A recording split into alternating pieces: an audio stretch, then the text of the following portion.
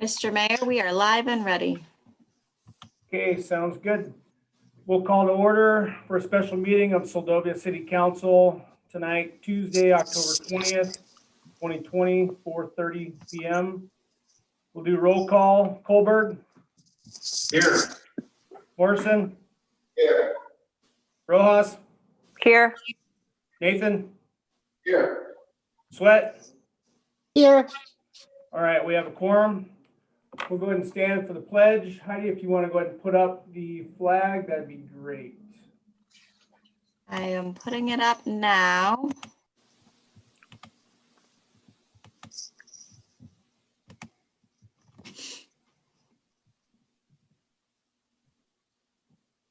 I pledge allegiance to the flag of the United States of United America, States of America, and to the republic for which it stands, one nation, under God, indivisible, with liberty and justice for all.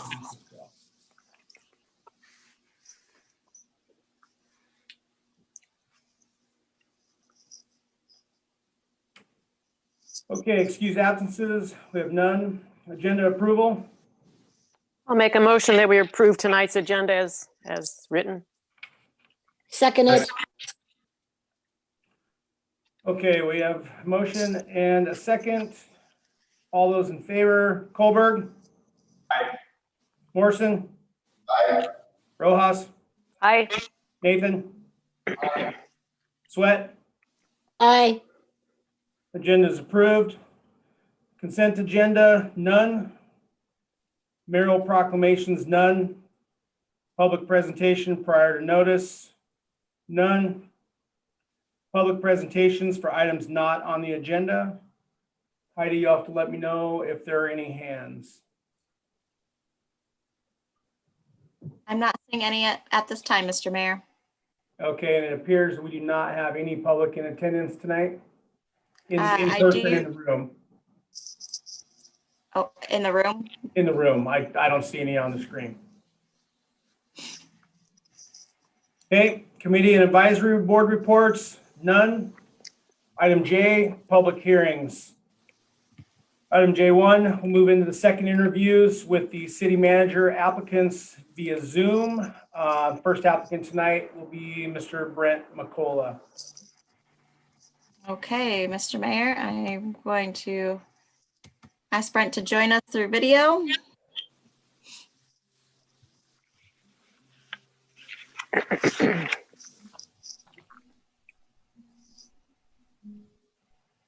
He should be coming on in just a second.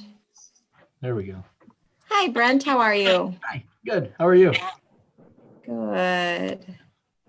Are you ready, Mr. Mayor, to proceed with questions? Yeah, go ahead, Heidi. Are you ready, Brent? I am. Let me know if you can't hear me well at all, or if I'm having bandwidth issues, and I'll slow down or whatever we need to do to make this work. Okay, so far so good. Sounds good. Okay, thank you for joining us. Mhm. So just to jump right in here, our first question is, please describe your familiarity with Alaska statutes and how they pertain to first-class cities and their elected officials. So, I mean, it's something I kind of got a little bit familiar with while I was there. You know, I was reading about Seldovia even before I visited, and it said first class city, and I thought, well, that's a pretty cool marketing tool to use. I didn't realize that actually meant something until I was there. So I learned, you know, about the first class, second class home rule, and then, you know, in preparation for, you know, this position, I've been able to do a little bit of research just into you know, working in government in Alaska, and you know, I understood that there's difference between there and here. You have boroughs, we have counties, cities have different classes. We don't necessarily have that kind of difference. So, you know, I learned about first, second class home rule, all based on population, each one having certain fundamental duties and powers, such as operating, you know, municipal school districts, land use regulation, property and sales taxes, voter approvals, etc. Admittedly, I don't know all of it. That's something that I would have to learn a little bit more about. I found a document out there that has a pretty cool, kind of a list of all of that. So in my research, that kind of showed me a little bit of that. So I thought that was kind of helpful. I'd have to find that again, but I do know from that, if I remember correctly, I believe there's 6 council members that are elected, and then a mayor who's elected to a 3-year term in a first-class city, as far as its elected officials, if I remember correctly. It was either 6 or 7.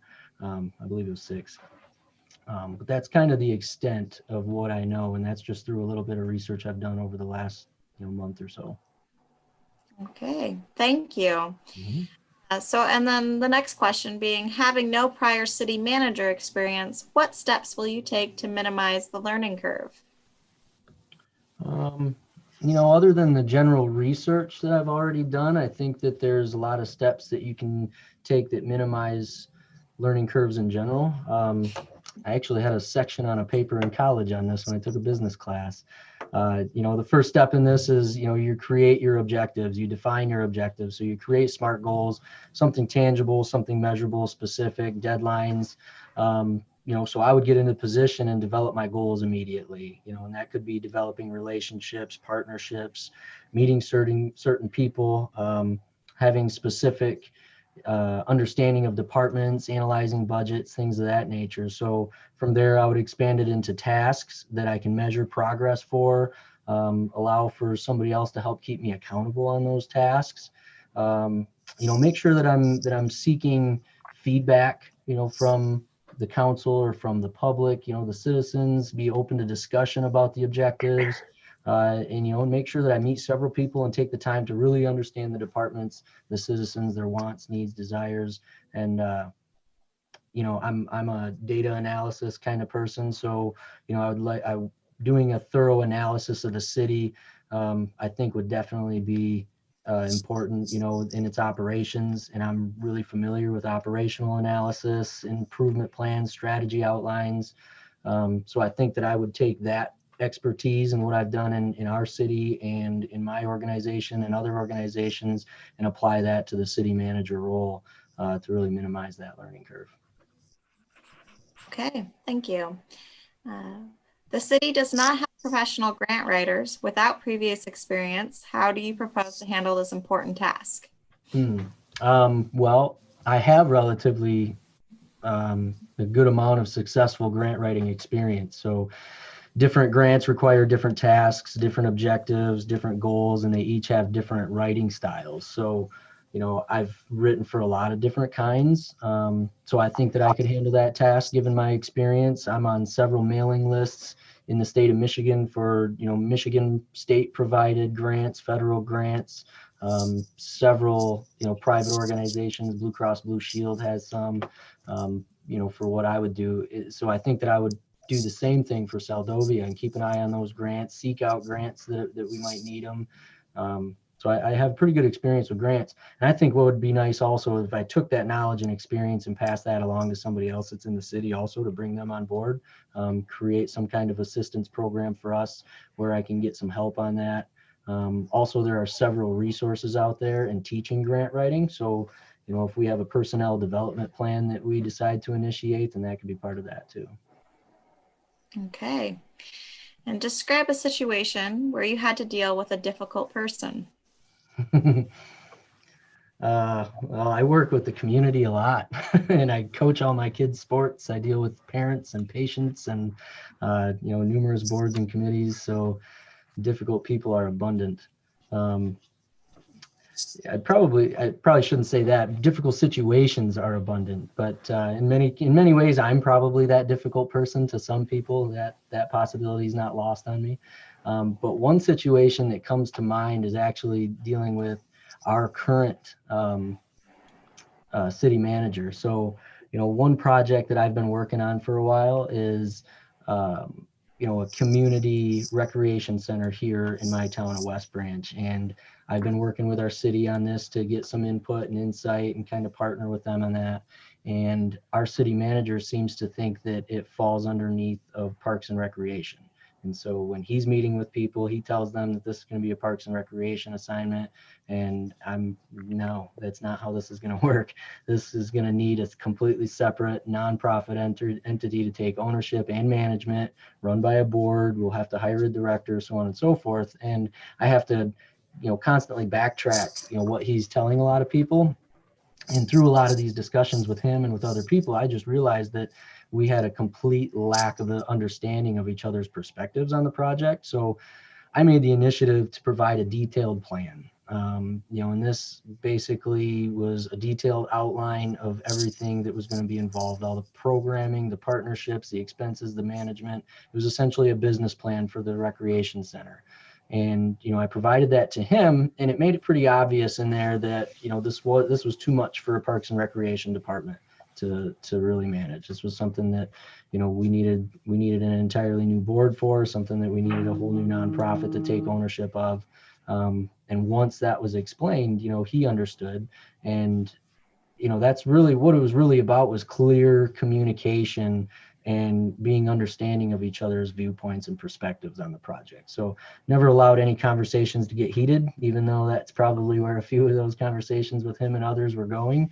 But I'm a pretty calm communicator, and that's generally how I handled difficult people and difficult situations. So try to be empathetic to the other person, understanding, and attempt to be clear about my position as well as my understanding of their position.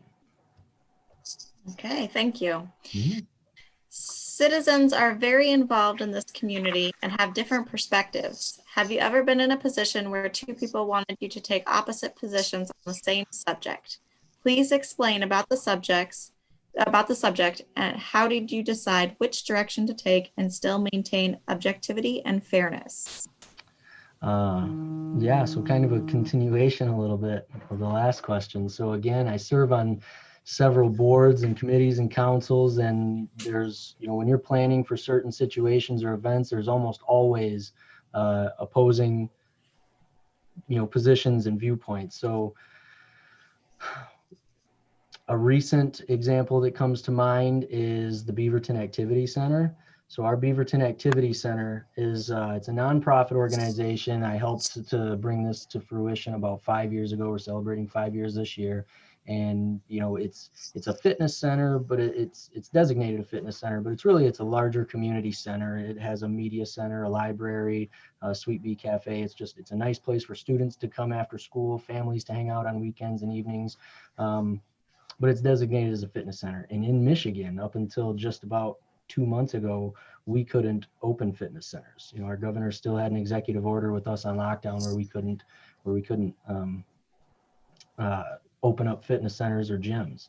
So when she changed the executive order and that word got released that we could open fitness center, with my experience as in gym memberships and gym operations and fitness center operations, I've kind of became the liaison, and the president of the board contacted me and he said, put together a plan to open up our fitness center, based off of the new executive orders and what we needed. And I was ready to, until another one of our board members, who's our volunteer manager, contacted me and she said, no, we're not ready. Our volunteers cannot handle this. They're not ready. A lot of our volunteers, actually almost all of our volunteers, are retired and they would be considered at that at-risk category. And the Beaverton Activity Center is almost solely run by volunteers. So, I'm caught between these two. We need to reopen, and how are we going to reopen? We can't do it and put our volunteers at risk. So it took me a few days of kind of pondering this, but really what I ended up doing, I created my decision based on the original plan of the BAC. So I just kind of thought back when we first started this, what was the plan? What were the objectives? What were the goals of the Beaverton Activity Center, which were to be a hub of activities and events for the community of all ages, all interests, for families and the community. And when I thought about it from that perspective, I knew I had to reopen this thing. This is something for our community. It's a small community, and right now this is the time we really need this for our community. So, I made a plan to reopen the center. It wasn't easy, but I had to utilize partnerships and relationships in kind of a unique manner. We utilized the schools a little bit more, other local organizations to assist in the management and operations of the facility. But ultimately, we ended up reopening, and we kept communication with our volunteers. Those that weren't ready, they didn't have to come back. We weren't requiring them. Obviously, they're volunteers, but that we were able to open under kind of unique operations. And so my fairness was based on the situation at hand. And I think that everyone walked away pretty comfortable, but my objectivity kind of came from the foundation of, this is what the BAC stands for. And then the fairness was, kind of based on the situation that we were in. So I think in order to be objective, regardless, you need to find that foundation that you can stand on. And in that case, in particular, it was the goals and mission of the Beaverton Activity Center. A controversial ordinance is presented by council. On a personal level, your position contradicts the proposed ordinance. Please describe how you will proceed with what your council wants and what the community wants. Council manager relations, always a hot topic, isn't it? I think that civility and clear communication are probably key. I'm really pretty grounded in my personal foundational beliefs, but it's important to understand the differences between the rights of the people, what is right for the people, and the wants of the people. And when you put all of those into perspective and communicate that clearly regarding any specific ordinance, then I think the right thing can be done and middle ground can be found. You really need to attack the problem and not the person, or not the people or each other. And in some cases, I know that we've had it happen here in my town, West Branch, a third-party facilitator has been involved. So, even sometimes that might be necessary.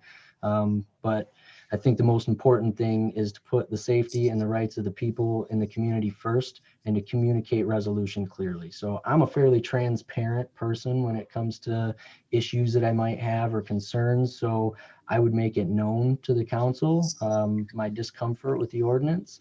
And, from there, I would hope that we could have a proper discussion that could be had to ensure that we would, the right resolution would be found.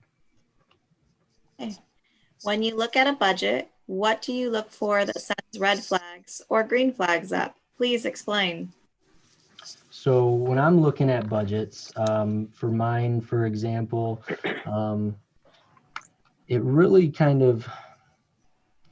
depends on the budgets that you're looking at. So, when I'm looking at mine and I'm seeing, my red flags are changes over time. So, for me, generally, when I'm looking at month to month over the course of a quarter or a year, I'm looking at big changes. I'm looking at, set standards. We have benchmarks. So I'm looking at benchmarks. This is what we expect, and this is what is actual. Those are the major changes that I'm looking for. Does it fall within a certain range? Does it fall within a certain subset? Are we really looking at this budget in terms of, where we've been, where we're going? Are we comparing two budgets to another? So, those are the red flags I'm looking at. If you're, looking at revenue, if you're looking at actual expenses being less than what you budgeted for, those are your green flags, I guess, that you want to be looking for. When you're thinking about your net margins, you start looking at your net margins and are those positive? Are those negative? Are they within what goals you set forth? I set goals for my budget here, and I have a pretty large budget that I deal with. So I'm looking at the goals that we set in our budget and where I'm at over the course of, 1 month, 2 months, 3 months. So we have variation reports that I submit on a monthly basis. So I look at my budget every single month and let's see, am I within that, bracket, that range that I'm allowed to be in that offsets? Those are what I'm looking at in a budget. Okay, and we are on question 8, so we are about halfway there, and you're doing great on time. Good. In this job, every day is different, and even though you have a to-do list for the day, a phone call or email can change everything. How do you take care of the unexpected and still get your work done? Yeah, I deal with that every single day, all day.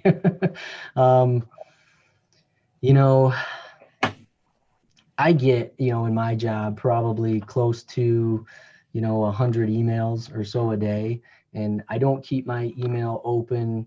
I mean, I keep it open, but I'm not constantly staring at it. If I just, worked on my emails, I would have a full-time job just responding to emails all day long. So for me, one of the biggest things that I do is set aside time in the morning, afternoon, evening to reply to emails.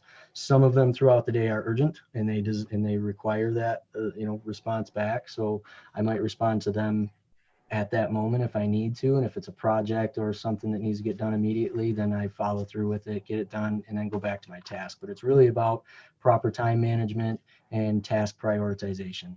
A good example is today. Yesterday and today, I've been putting together a financial report for our community benefits that's due tomorrow.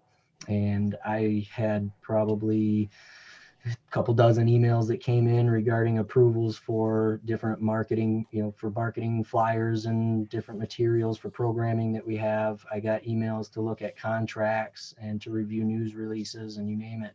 And they're not immediate, they're not urgent. So when I set my time in the afternoon to respond, I simply respond to those people and say, I can look at these and I'll get back to you and have an answer, have something back to you by the end of business day tomorrow. And then I'm back right into my task after I'm done replying to any emails that I need. So time management and task prioritization are probably a whole nother conversation all in their own, but those are the two key important elements is really managing your time. And every job is going to have different styles of time management and task prioritization, but you really, once you get those down, you can really make things work well. Okay. What will you do if you feel an employee is performing at his or her job in a manner you feel is unsatisfactory? An employee performing unsatisfactorily. Well, I think first of all, it's important to tackle it right away. You don't want to put that off. It's a tough conversation, but it does have to be had.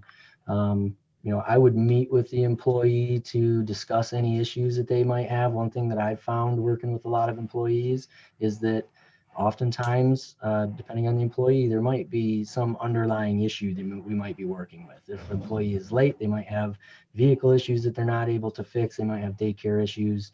If they're just kind of off, there might be a sick person in the family or a death in the family. And I think you need to be able to offer resources and be a little bit flexible.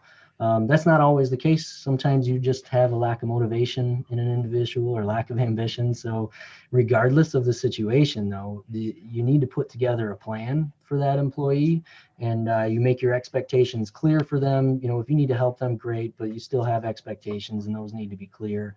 And then you follow up and follow through. As much as we like to separate that home and life work, sometimes that's an unrealistic expectation. We're all human, but you still have those expectations from work that need to be made clear. And then, you keep documentation of everything. I've worked with a lot of employees that have had the steps of, a warning, a write-up, suspension, termination. And again, while it's not a fun task, it is important to be had. So first step is having that tough conversation with that employee. Okay.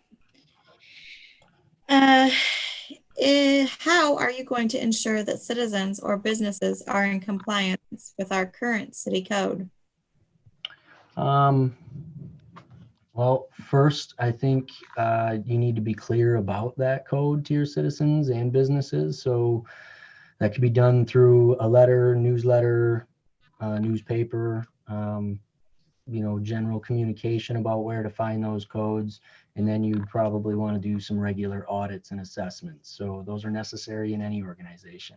I work with our finance department and the IRS to ensure our nonprofit status is compliant for the IRS. And they are very clear, the IRS is, about the requirements, the enforcement, and the punishment. So I would do the exact same thing. I would make sure that we have a plan in place for enforcement. And if compliance isn't met, and it's important to be clear about that plan and the process, as well as the expectations of code compliance. The first step would be being clear to our citizens and businesses about that and about the plan and the process. Is it more important to focus on city operations or public I'm sorry, I've got a cold. Is it more important to focus on city operations or public relations? Please explain. Ooh. Um, okay, that's a good one. That's tough because I'm a PR guy. I love PR. I sort of work in the PR in my position, working with the community as much as I do. And I think the PR is very important for a lot of reasons. It helps build trust, provides an avenue for citizens to communicate, might even, encourage public engagement, and good PR helps in a lot of respects. Having said that, though, at the end of the day, specifically for a city manager, there is a job to be done, and that job is to manage city operations. I think that it's important that a city runs smoothly and efficiently within, certain constraints, and I'd rather make sure that Seldovia is set up for success. So if you're going to force me to make an option, I would say that maybe city operations probably has the slight edge, but hopefully we'd be able to achieve positive notes in both, I would imagine. Okay, thank you. What do you see as the threats and opportunities facing our city? Yeah, so I kind of, it's sort of like an entrepreneurial mindset. So while I was there the whole time, that's kind of what I was constantly thinking about, like what's hindering, what's helping, what could they have? So it's, it's interesting that that's a question because I think about that a lot. Long term, one of the biggest threats, is the increasing popularity of urban living. So with so many areas going into recession, job markets changing, inflation rates are going up, cost of living is increasing. It's bringing people out of rural areas and remote areas, and they're going into that urban setting. That's probably one of the biggest and most long-term threat to Seldovia being remote and rural. Connectivity and logistics, I think, could also be seen as a threat. As technology advances, so does our needs to connect, just like we are right now. And the costs associated with that are obviously a lot higher when you present the logistical challenges that Seldovia has. And to clarify, connectivity, I'm not necessarily referring specifically to Wi-Fi or telecommunications. I mean connectivity in regards to local, state, federal, private enterprise connectivity regarding resources. So how does Seldovia connect to the rest of the world in terms of resources? So again, as technology advances, those challenges become a greater and greater threat over time. However, again, that also presents opportunity for Seldovia, from partnering to rebuild its fishing heritage to, opening new tourism attractions, developing its own version of urban living, which it has in some respects, with some of the land use improvements. But there's always ways to expound on that and bring more to the city that maybe only Seldovia and maybe only a handful of other areas have to offer. So there's opportunity to be unique in that connectivity. And if we think outside the box and be innovators, then I think that that's probably the greatest opportunity for Seldovia. Okay, leading off of that, please tell us how you plan to develop economic growth and stability in our community.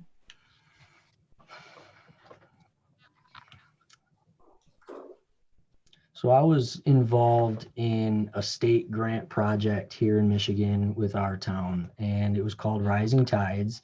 And it went through essentially a 3-year-long process of analyzing our city in West Branch to find its greatest needs.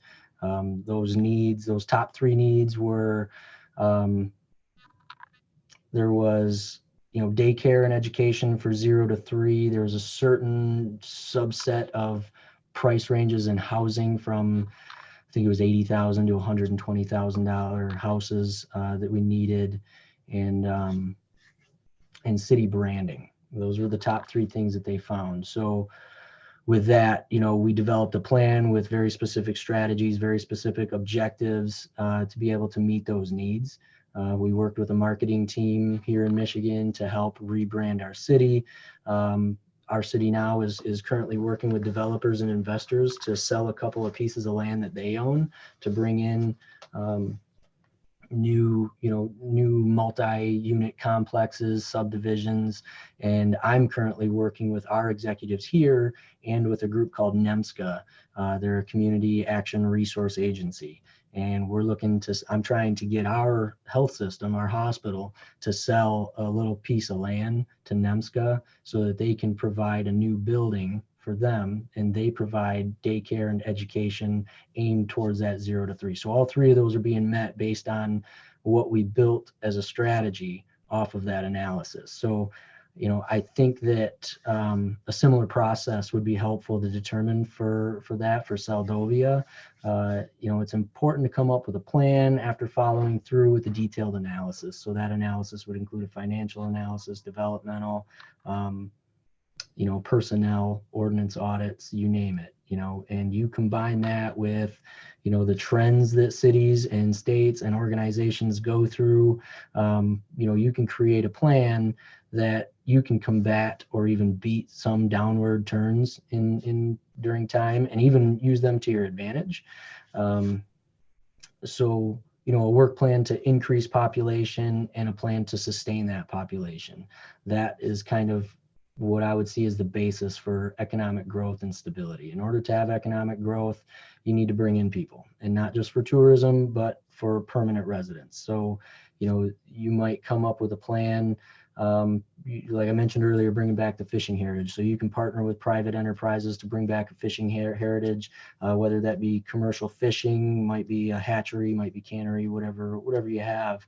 Whatever the opportunity is there, that'll bring jobs, that'll bring people. That's a year-round project that people will have. So then coupling that with utilizing and leveraging city-owned land or developing land for the city's greatest needs, that'll also improve stability. So developing a plan for fiscal responsibility, reducing or eliminating debt, utilizing and leveraging your land resources, and working with private enterprises to bring jobs in, to bring more people in.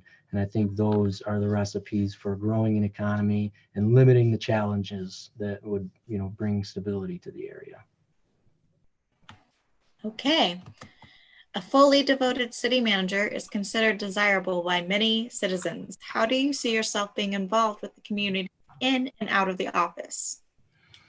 Yeah, so I think it's important, for me to have an understanding of the citizens' wants, needs, and desires. So being present, ready to listen, being open to feedback, open to that discussion, encouraging encouraging participation and involvement. That's all important. And that's the kind of stuff I would consider in office, sort of having that open door policy. Let's talk, let's have a discussion, let's be open. Let's hear your ideas, let's combine ideas. I think all of that's important. But being dedicated to a community isn't just about the work that's being done. For example, for me, I am always out and about in the community, even where I'm at now. So volunteering for out of office events, dinners, fundraisers, Chamber of Commerce work. I mean, I do a lot of that, really being present in the community. So if you can be seen as sort of a go-to guy, it kind of sets the stage for leading by example. So they would see a devoted city manager, and hopefully in return, we would see a devoted city. And that's kind of how I've always been. So I don't necessarily see myself changing. Just, in and out of the office, open door policy, always around for the community. Okay, thank you. And this is the last question, and then we'll have time for follow-up questions. So Okay. what do you see as key components to a sustainable city budget? Well, when you think about key components for sustainability and budgets, you got to look at things from the perspective of where it's going and where it's coming in. So revenue cycles and your expenses, and not just in the short term, but definitely long term. And when you think of long term, so think of debt. Reducing your debt, refinancing debt if interest rates are low, things of that nature need to happen. Look at your revenue cycles. Where is the least amount of revenue coming in? Is that costing us more than what's bringing in? Do we need to revamp things? Do we need to look at different tax codes and be unique in that kind of area? So, you start looking at those key components what is it costing us and what is it bringing in? I think those are probably the main focus for key components. And you really just kind of need to be creative with some of that. So, where is it coming in and where is it going and what are our long-term expenses look like? So such as, again, going back to debt, if we have certain debt on certain buildings or certain debts on land that we're holding on to, or certain just consumer debts for whatever reason, what do those look like for us today and what are they going to look like for us in the future? And are we offsetting those debts based off of the revenue that we've obtained? I think those are probably the most key components. Okay, and with that, I apologize. When we just jumped back in. I probably should have done introductions. Though I know we've spoke before, and you've probably Sure. seen the city council meetings. I am Heidi Gegg. I'm the city clerk. We have Mayor Campbell, who you can see here online. He was just newly elected. Mr. Mayor. Ian Rojas, another council member. Hello. Hi. Bobby Sweat, another council member. And then in council chambers, it's really hard to see. That's why I want to make sure to go through with this. We had and let you hopefully get kind of a closer look. We do have Layla Jant Peterson, who's our harbor master, and she is currently, between the two of us, we're co-acting interim city managers. Randy, who is hiding in the corner, is our IT for these meetings. He's helping. There he is.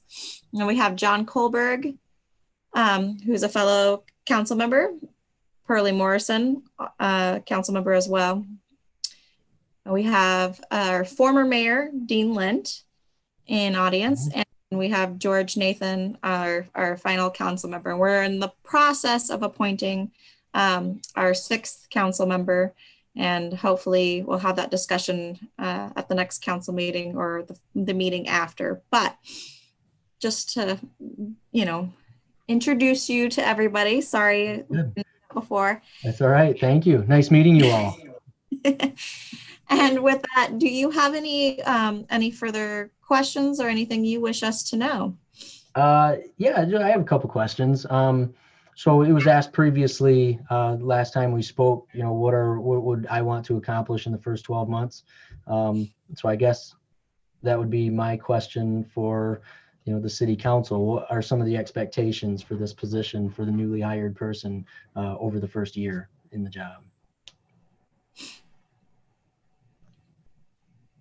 All right, who wants to go first? That was the mayor. Go ahead, Pearlie. Yeah, I'm really impressed with your grant writing ability. I think that's Thank you. a place that we need to brush up on. And I guess another question for me would be, what do you do in your spare time? Do you fish, outdoor, recreation type character? This is kind of an isolated situation, as you all know. You've been here, yeah. and be interested to know that to fit into this community, the outdoor activities are a good recreational. Anyway, that's all. Thanks. Yeah, I very outdoorsman. Grew up northern Michigan, hunting, fishing, kayaking, canoeing, snowboarding, skiing, you name it, duck hunting, all over. Just got back. We went up to the UP 2 weeks ago to we call it the Porcupine Mountains. A little smaller than the mountains you guys are familiar with, but spent 5 days up there hunting and did some fishing. I mean, that's really my lifestyle right there is hunting, fishing, outdoors, you name it. Kids come with me all the time. They love it. They love the outdoors. My oldest is 9. He's starting hunting this year in Michigan. You can start him pretty young. So he's been with me. That's really outside of work. I go home, I do the chores, and usually you'll catch me out in the woods or out on a river or out on the boat, and we live pretty close to the water on Lake Huron, Saginaw Bay. So we have a boat that we keep at a slip, and we're out there all summer long. Even now, as we're getting into the 30s and 40s degree temperatures. This is some pretty good time of the year to get perch. So you'll still catch me out on the boat, dressing warm as I can with the overalls on and anchoring out and casting rods for perch. So that's it right there. That's a lot of my lifestyle is outdoors. I've always, just to kind of reiterate that point a little bit, I've kind of always had a little bit of an infatuation with Alaska. My dad lived there for several years when he got out of high school, and I sort of grew up with the mentality, the way he talked about it, that we were always going to move there, and it just never happened. So, when I was able to visit, I expected completely to tell my wife that this is where I wanted to move and really try to encourage her to do so. And by the time that we left, I think that she was doing more of the encouraging than I was. So she's really fallen into that lifestyle with me too, living up in kind of rural, northeast Michigan. So. All right, thank you. Yep. Anyone else? John? Yes, I think my biggest thing is that we keep we're going through our ordinances, planning and zoning and everything, basically rewriting a lot of it. And I don't want to lose track of that. I want to keep that up in the top #1 spot. So, we went through a bunch of it, but it'll be nice when it's done, then we can start planning to do other stuff. For me, it's kind of hard to do anything if your ordinances and your planning and zoning isn't right. Sure. That's my biggest one. And that's what you see, just to follow up, that's what you're seeing over the next year, is continuing that work on ordinances and codes. Yeah, that's a big one for me. Very good. Mr. Mayor? Go ahead, Vivian. Yeah, I would like to reiterate what some of the council members have already said, but grant writing is a biggie here for infrastructure. We've got some things that we're dealing with. So for me, grant writing is big. We also have a current list of objectives. I would like us to hit the ground running with that and work on that through this first year, because we've done a lot of work. It just needs to be continuing. And again, our ordinances being a big part of that. And then land use and development. That's kind of a conversation that we've been having about our business district. And that's kind of an important one for me. So to have somebody come in who is energetic and ready to look at those lists that have been developed and be right hand in hand with the council and ready to roll and move forward, that would be a great objective for me to see continue. Thank you, Mr. Mayor. Mr. Mayor, George, go ahead, George. we have a little economic development project going that it's going to take some of your time. What I wanted to say, though, is despite all the things that we would like you to do for the next year, probably what is going to burn up a whole lot of your time and effort is the Wuhan virus situation, ever changing day by day, and how we respond to it. It's just an ongoing morass. If you're ready to deal with that, that would be very helpful. Thank you. Yeah, and little background on there for the hospital and health system that I work for. I mean, it's a constant changing environment. I mean, we have to develop and create new policies almost daily. So, I worked on our task force, our coronavirus task force here for the hospital, and I mean that was when you start looking at population health and infection control. We had to completely revamp our services. We had to shut down services. So there was a lot of policy changes here that had to come into place. And I fortunately work for a health system that, we were in a very good place financially. I come from a line here at Mid-Michigan Health of some really good CFOs and financial analysts that are they're great at what they do.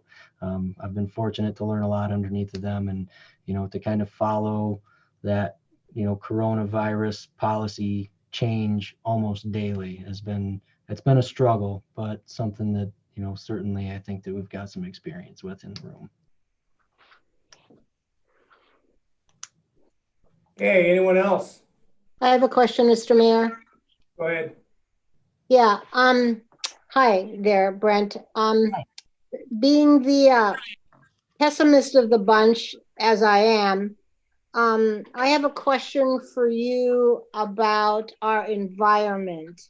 Mhm. We're going into a tough time of year with the potential for rain, black ice, no electricity, and being unable to get in and out easily if you need to go somewhere.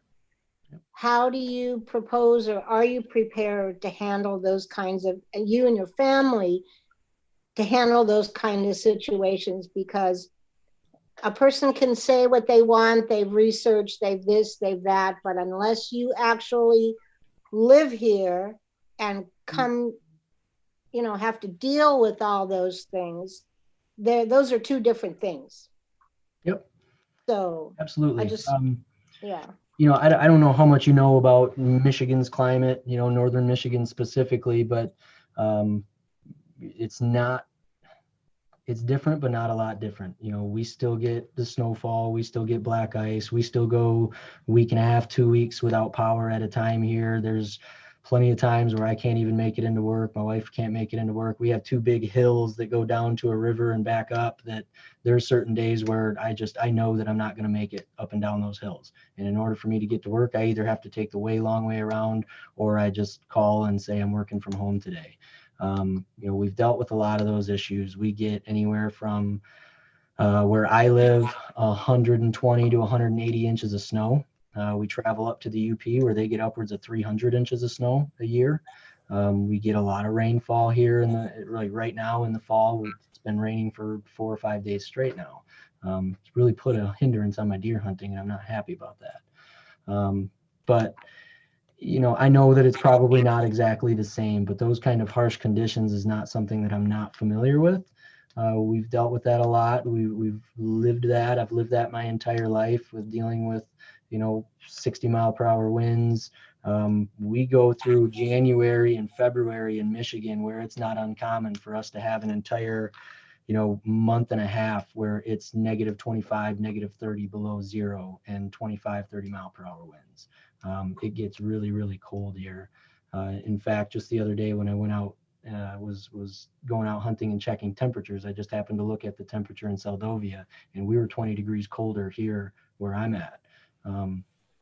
So again, while it may not be exactly the same, I am very familiar with harsh conditions. So would we be able to adapt? I have absolutely no doubt that we would adapt to that. It's just, there's certain little things that we would have to adapt to, and I know that we could do that, and we would want to do that. Okay, thank you. You're welcome. Anyone else?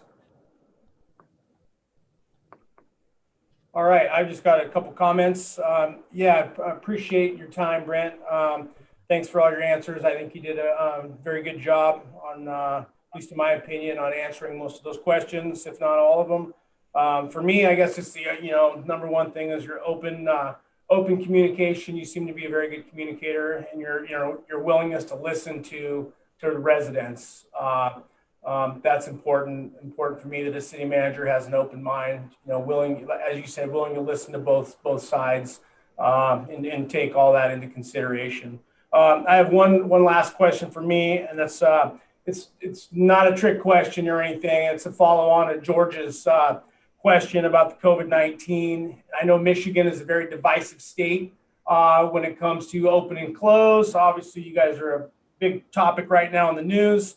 Alaska, we have our own challenges as well, depending on which community you live in. What your personal philosophy and approach to this? I know you work in the healthcare industry, but if you were to come here, what is your personal philosophy on how what you see and how you deal with it? Yeah, and that's a really good question, because my personal philosophy does not really fall in line with what I have to do with work.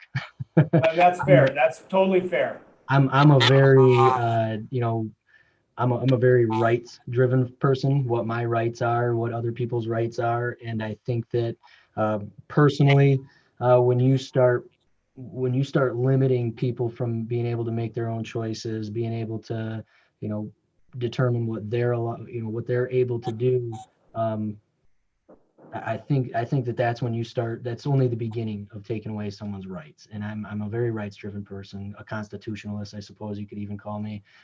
So there's the old saying that when you start sacrificing some liberties for your safety, eventually you won't have either. And I follow, I kind of follow that to a T. So that's where my personal feelings are for it. Working in the health system, I've kind of had to find a little bit of that middle ground when we're developing policies. And in Michigan, my hands are kind of tied. We have so much going on with our governor, and in working for a health system, my hands are tied with CMS guidelines and federal guidelines in place too. So it's been a struggle personally, but that's really where I stand. I'm a very rights-driven person, and I think that when you start pulling people away from being able to make their own choices, I think that you're headed for the very wrong direction. Yeah, I can appreciate that answer, and I think there's some other people that would as well. So, yeah, again, that wasn't meant to be any kind of trick question or anything like that. I was just curious. There's a lot of people that are trying to balance their personal opinions and with and their professional lives as well. So, appreciate that answer. So, Yep. That's all I have. Again, any other follow-on questions from anyone? Heidi or Layla? I don't know, Mr. Mayor, if Brent might have another question or two. He just got to ask the one. So if maybe we want to follow up with you as well. Yeah, I do have a couple, well, really one, but two if I have time. So in some of my research, I found the comprehensive plan for Seldovia that was built, and reading through it, having built a lot of very comprehensive plans in the work that I do.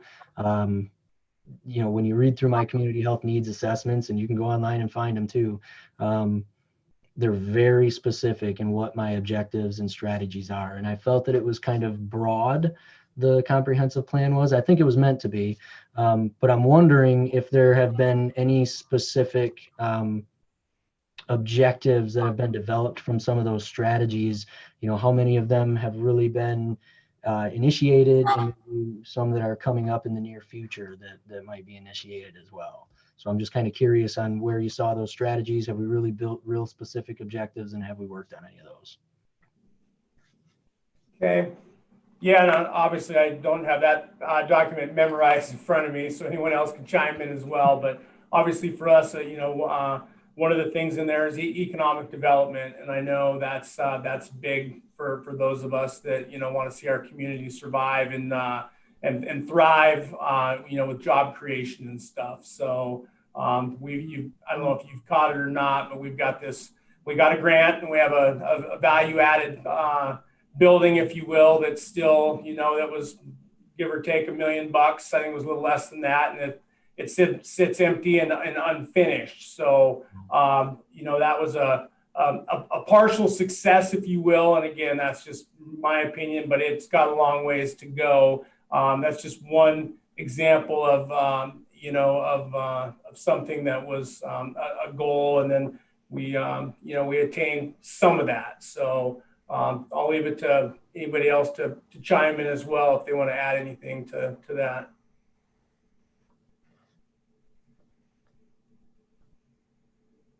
Mr. Mayor? Bet, Vivian. Yeah, on that subject line, yeah, we've got a building that has potential and possibilities to it, but we just need a vision. As far as a comprehensive plans to me have always been made broadly, at least in Seldovia, and they're kind of our guidebook that we look at. And I think we've done, maybe Heidi could probably chip in here a little bit about where we've come up with some issues in the past, and we really had to look back at, because we accepted and we approved the comprehensive plan we came up with. Mm-hmm. And so we really had to look back at that when we were making some decisions and see if was that under our goals and objectives. And I first and foremost, it was a long study and a lot of interviews that went through it, as you know. Yeah. And I think a lot of it really had to do with, why are people here? What do they want? And how can the city, and the city's job is to provide services. That's what we're here for, and to have an environment that people want to come to. So I don't know if we've really used a comprehensive plan as much as somebody who hasn't looked at it before, who can look at it and go, whoa, this looks like a great plan, or I don't even know what they're talking about.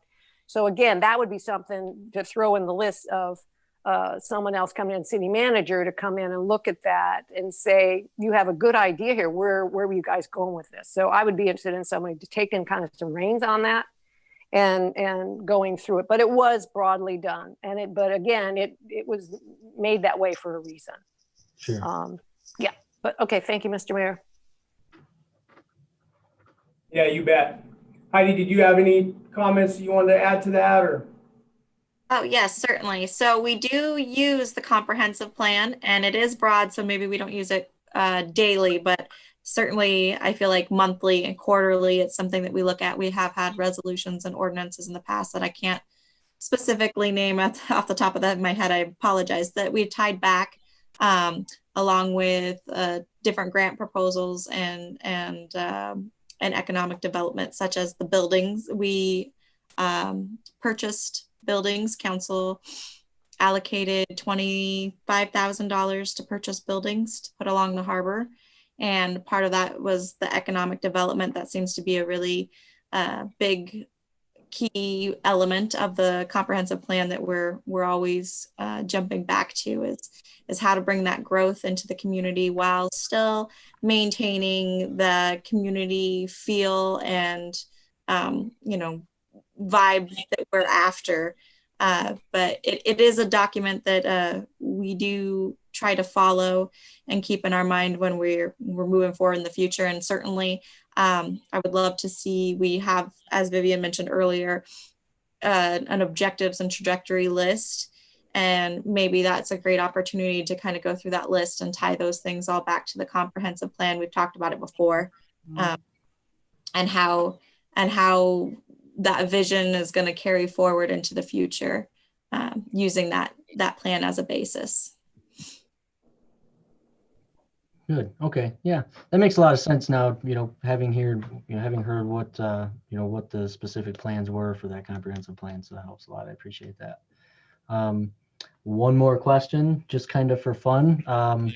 I'd like to know what some of your favorite things about Seldovia is. Having visited there, spent a little over a week there, I know I fell in love with certain things, and I don't know if that I got to experience all of it. So if you guys have some things that you absolutely love about it, your top thing, so that when I do return, I know that I'm experiencing the best. Who wants to go first? I can. Sure. Go ahead, George. Well, we've talked a lot about the negative part of being isolated over here on, might as well be an island. I look at it this way. This has the ambiance of being a village. It is off the road system, but it's not real far off. Pretty doggone easy to get over home and get hooked back up with the world again. So we kind of have it.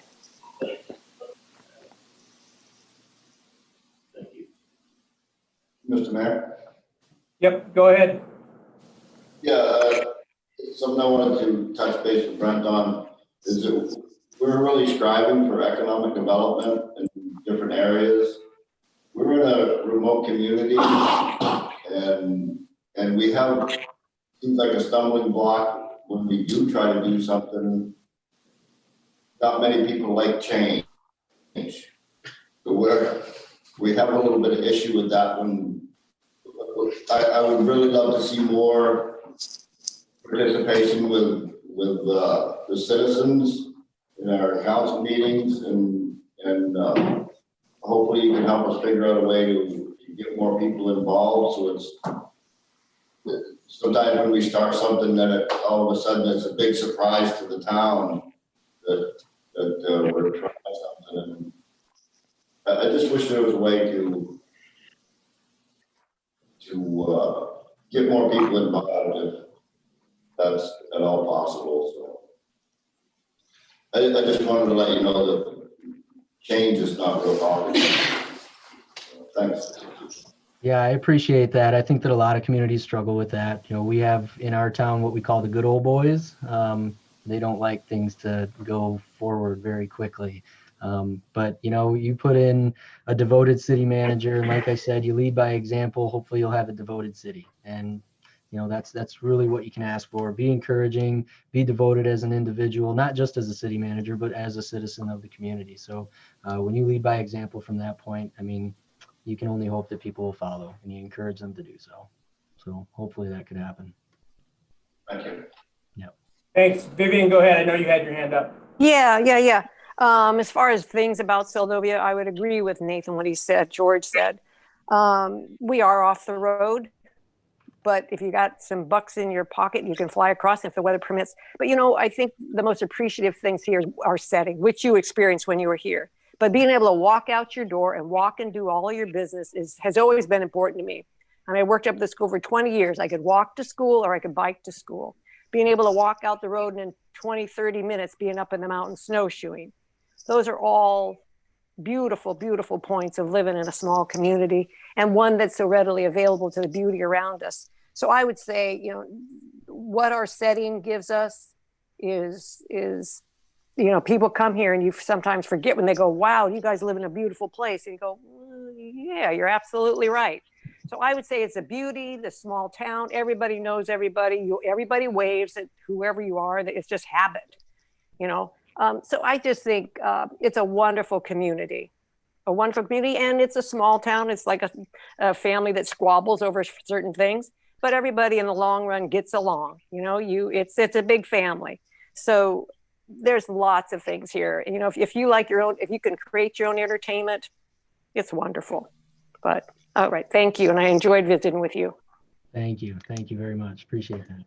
Thank you, Vivian. I'll just give a quick couple specifics here. Exactly follow on living in town. I've lived in a couple of the prior communities where I grew up and other places. I always lived out of town, and until I came to Seldovia, I never appreciated living directly in the middle of town. But I'm a block from the main street, and I absolutely love being able to walk around town and, like Vivian said, just walk everything. Seldovia is a walking community. Peace and tranquility. It is like nothing you've ever seen, because I work in Anchorage, and when I go home for the weekend, it takes me a few minutes to get back to reality, because I'm so used to hearing trucks racing, cars racing, sirens all through the night. And when I get to Seldovia, there is nothing, sometimes not even a dog barking. And you go outside and it's almost eerie because there's not a single noise. You might hear a streetlight buzzing, but that's it. It's a little freaky sometimes. We have a couple of amazing beaches around Seldovia. If you like to walk on the beach, take your dog for a walk, your family for a walk. We are so lucky with our beaches because we have year-round access to them. We have massive tides in Seldovia, and those are nice because they clear the snow and ice off. So our beaches are fantastic. And the last thing for me, that's one of the most important things, is our lack of violent crime. We have petty crime like every community, but we do not have a lot of violent crime. I can go to bed at night and feel pretty darn safe. I don't lock any of my stuff up. I leave my keys in my car like most people do in Seldovia. That's the way I grew up as a kid in Seward, and that's how it is here for me. So I have a lot of trust in my community and my fellow citizens, and other than a few small things, it hasn't let me down. So that's what I think that are some of the good and great things about our community. So very cool. All right, enough of that. Who else? Anybody else? Any closing Mr. Mayor? comments? Go ahead, Heidi.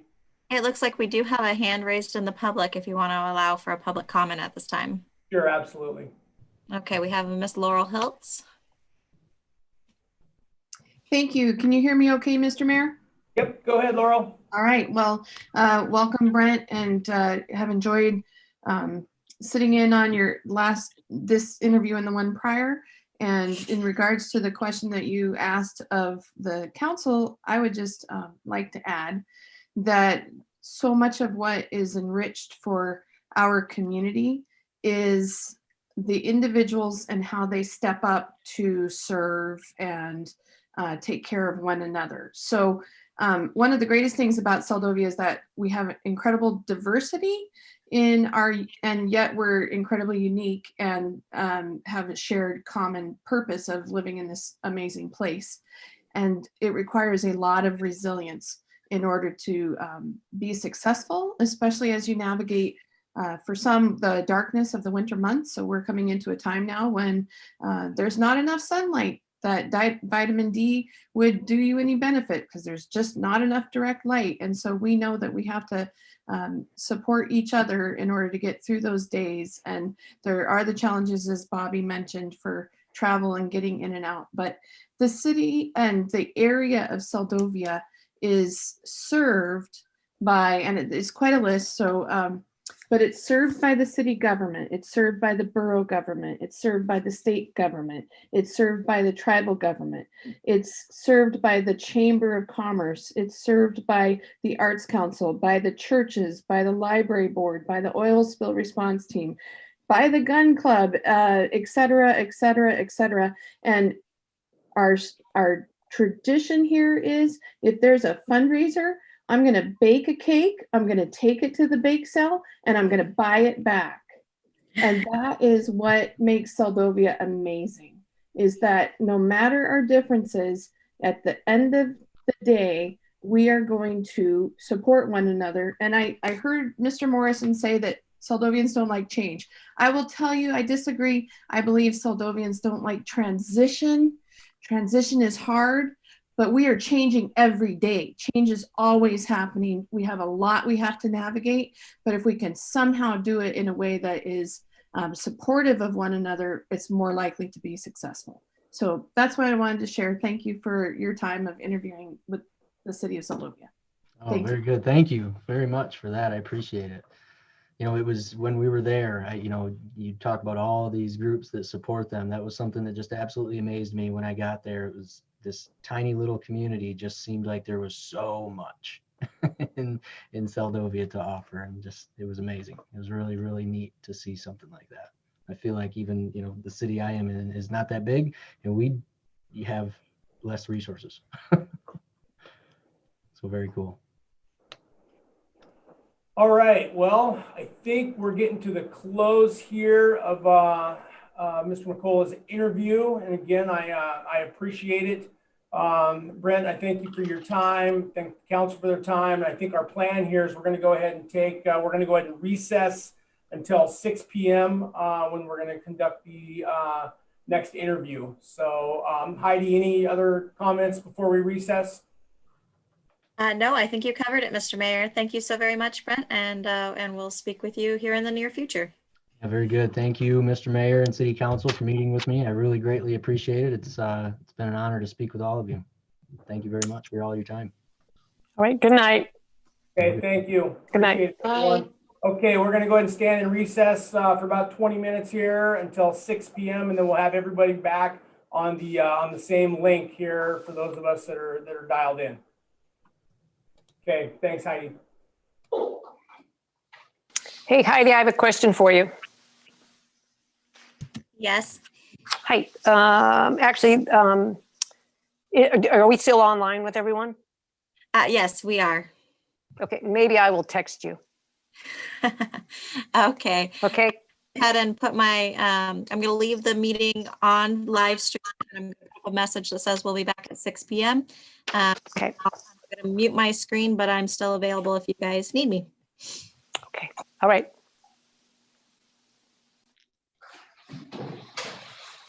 And Radzi, if you want to go ahead and mute the council chambers, and you guys can meet us back at 6 p.m. as well. Do we just keep our screens up, Heidi? Yes, you're more than welcome to leave your screen up. You can just stop video or mute, whatever works best for you. Probably prefer you mute. And then Okay. when you come back in, you can unmute and start the video. Okay, sounds good. Thank you.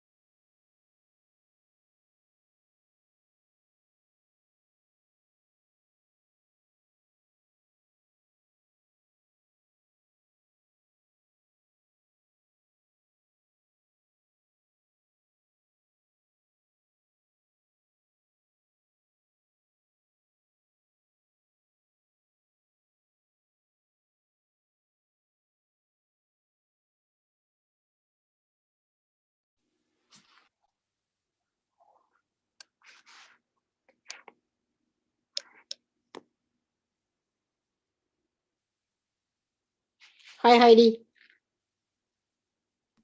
Hi, hi, Bobby. Sorry, I was playing with my light. The lighting in this room is horrible. I look blue. I look you. Vivian just called me and told me she could see me eat. Oh, I thought the whole thing was turned off, but apparently it wasn't. So anyway, I got it figured out. Shut down. Hey, Heidi. I'm sorry, what was that? Did you get my application? I did. Thank you, Miss. Thank you, Who? Dean. Working on it.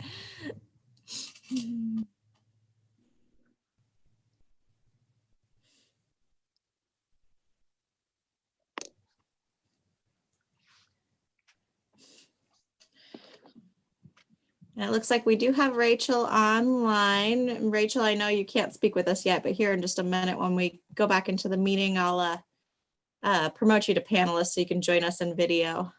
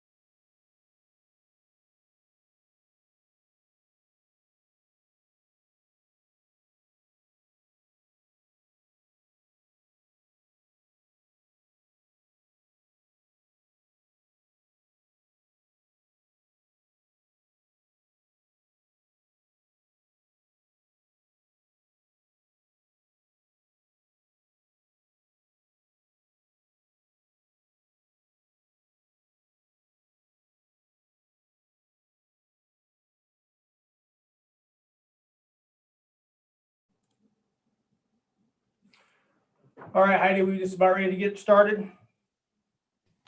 Yes, we're ready when you are. I can go ahead and promote Rachel to panelist and see her. Yeah.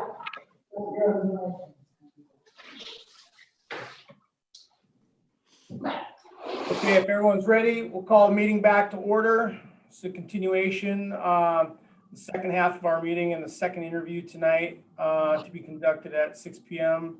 For Miss Rachel Friedlander. And Heidi, I'll let you go ahead and take it away. Okay, thank you, Mr. Mayor. Hi, Rachel. How are you? I'm doing great. Hey, how's it going? It is well. I just want to take a minute to introduce ourselves. So since we didn't get to do the full introduction last time, my name is Heidi. I'm the city clerk. We have our newly elected mayor, Mayor Campbell here virtually. We have Councilmember Bobby Sweat, Councilmember Vivian Rojas, and then in council chambers, we've got the camera swiveling around here. We've got Councilmember Morrison right at the top left of that video there. And then if we move it a little more to the right, we have Councilmember George Nathan with us. And I don't know, yep, there he goes. And to the left of Pearlie is Councilmember John Kohlberg.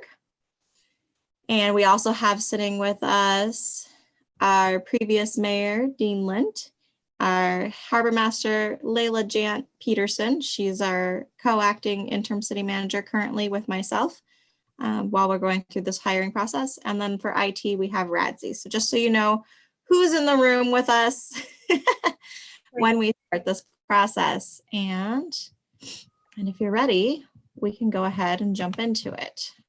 I'm ready. Okay. So for the first question, please describe your familiarity with Alaska statutes and how they pertain to first-class cities and their elected officials.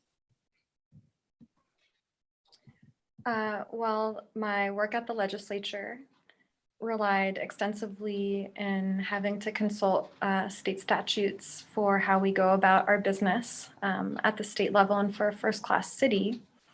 Much like Homer, the powers, duties, and functions that we receive are from the state. And so you'll often see even city code have direct language from state statute and how to operate the city.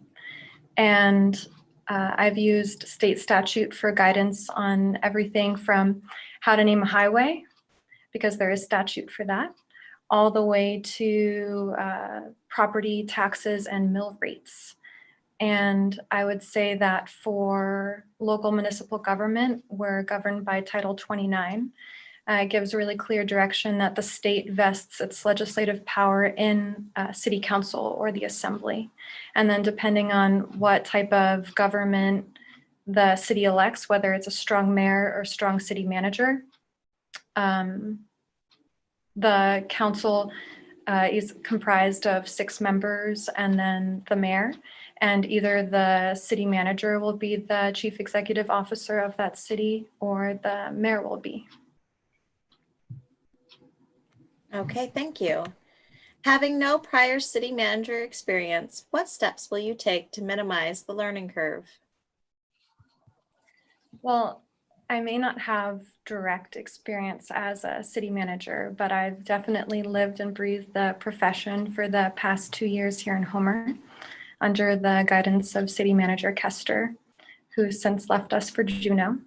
But I definitely worked underneath the best city manager, one of the best city managers in the state of Alaska. And I got direct experience working with department heads, working with the Kenai Peninsula Borough, even being on meetings with other city managers on the peninsula, like Stephanie Queen out of Soldotna. And I think first and foremost, to minimize the curve for Seldovia, I would definitely be leaning on staff for guidance, but also taking advantage of the fact that Cassidy is still in Seldovia and asking for her assistance.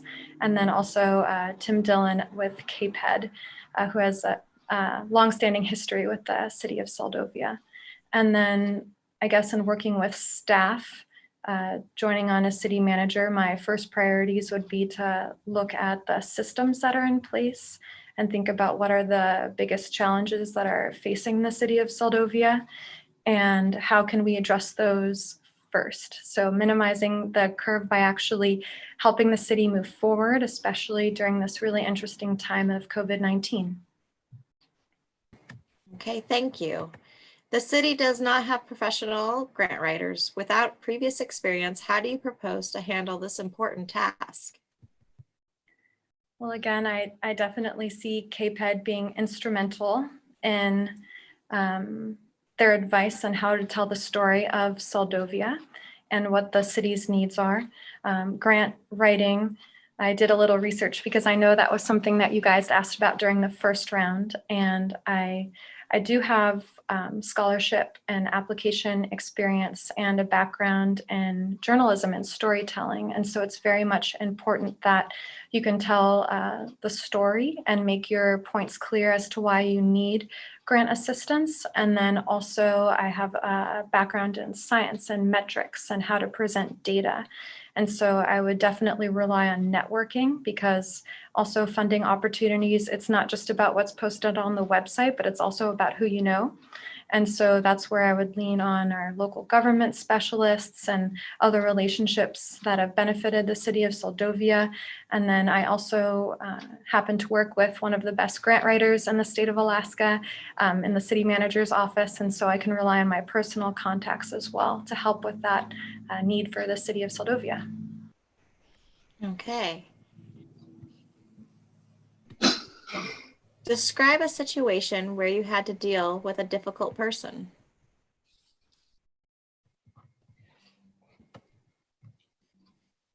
So when I worked for the City and Borough of Juneau in Municipal Land Management and the Lands and Resources Division, the City Assembly had taken the priority of affordable housing, because if you visited the capital city or a lot of communities in Southeast Alaska, it's very difficult to find affordable housing for working class families, low and middle and working class families. And so it got to the point where the City and Borough of Juneau decided to take on municipal land management. They hadn't done so since the 1920s. And so they had a steep muskeg out the road property, and they decided that we were going to go full force and develop it. And there was a small group of developers. So rather than just one, I'd like to present a little group who were very concerned with the city's involvement in what they saw was a private enterprise. And so the way that we mediated that situation was through education, because initially there was the perception that we were this huge organization that was basically bottomless in terms of financing. And so we could really disrupt their business, their way of life, because we could take on a lot more debt and afford a much grander project than anyone in the private sector could. And so we had to start small. And so an idea that I had with my team was we were going to do an open house, similar to what you would see selling a home as a realtor, where we invited every single developer that had a business license in Juneau. And then we also made it available to the community. And we tried to break down the project to show that we were not, in fact, trying to interfere with private enterprise, that we were trying to meet a need of the community that the Assembly had adopted. And they were still involved, because it wasn't that we were developing the lots themselves to be homes. We were just punching in the road, basically doing all the dirty work, including land acquisition, that wouldn't be fun to do. And so we were doing all the site prep, and we were able to use in-house expertise to the benefit of the community. So that way then these very developers who were disturbed and concerned and frequently wrote City Assembly with their disapproval of what the Lands and Resources Division was doing, they could be on board with the project and actually see that they could bid and secure the lots that we were preparing to build homes that would benefit their business. Okay, thank you. Citizens are very involved in this community and have different perspectives. Have you ever been in a position where two people wanted you to take opposite positions on the same subject? Please explain about the subject. How did you decide which direction to take and still maintain objectivity and fairness? The best example I could give for that would not be a one-time situation. Working at the legislature, every single day you get calls from constituents and people who are not in your representative's district sharing their disapproval of a vote. And so you could have a flood of calls where people are very much opposed to a pending piece of legislation. And then that same hour, you could have a flood of calls saying that people are in support. So particularly for members of the district of the representative I worked for, I would make sure to do follow-up, because I think where a lot of distrust and poor rapport with the public comes with not giving reasoning, not explaining why certain policy is in the affirmative or the negative, and ensuring that that education and information gets presented. And so whenever a constituent calls, no matter what side they're on, you always want to be listening, taking notes, ensuring you know how to follow up, setting a course of action if they need something in particular that you can work with staff on to get them.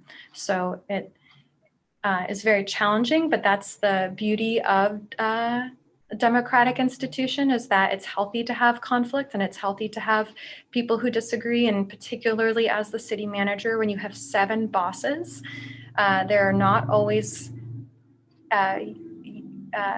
unanimous decisions or perspectives on policy decisions. And so you have to be able to have the trust of each individual member on council that they can still convey their true opinion and have your respect as a professional, that you are listening actively and ensuring the fairness that you brought up.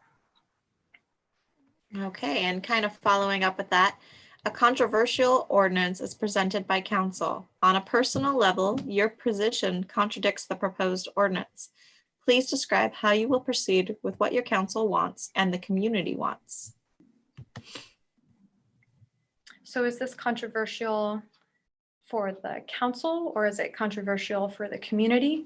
Or are they both in agreement? Like, does council and the community both want this controversial ordinance to pass? From the way the question reads, it would seem that it's a controversial ordinance, but you have the majority of the council and the community wanting a side or a different side than what your personal views are. Okay, thank you. So as a city manager, you are the chief executive officer of the city, where you implement the directives of council. That's your first task, or responsibility, I should say. And you also are an informal advisor. And so, at least here in Homer, I've helped the city manager in developing recommendations that we provide council with so that they can have the most resources and best decision-making potential. And so if it was a controversial ordinance, as long as it did not violate the law, after checking in with the city attorney, if I needed that support, I would implement the will of the body. If it went against my moral ethics, like if it violated my integrity or it was asking me something that I was adamantly opposed to, and that's usually a sign where it may not be the best match, and that's where a city manager can leave an organization. But if it's something that it does not do that for me and does not violate the law, then I'm here to do the most efficient and effective job at implementing that policy for the body as a neutral advisor. Okay.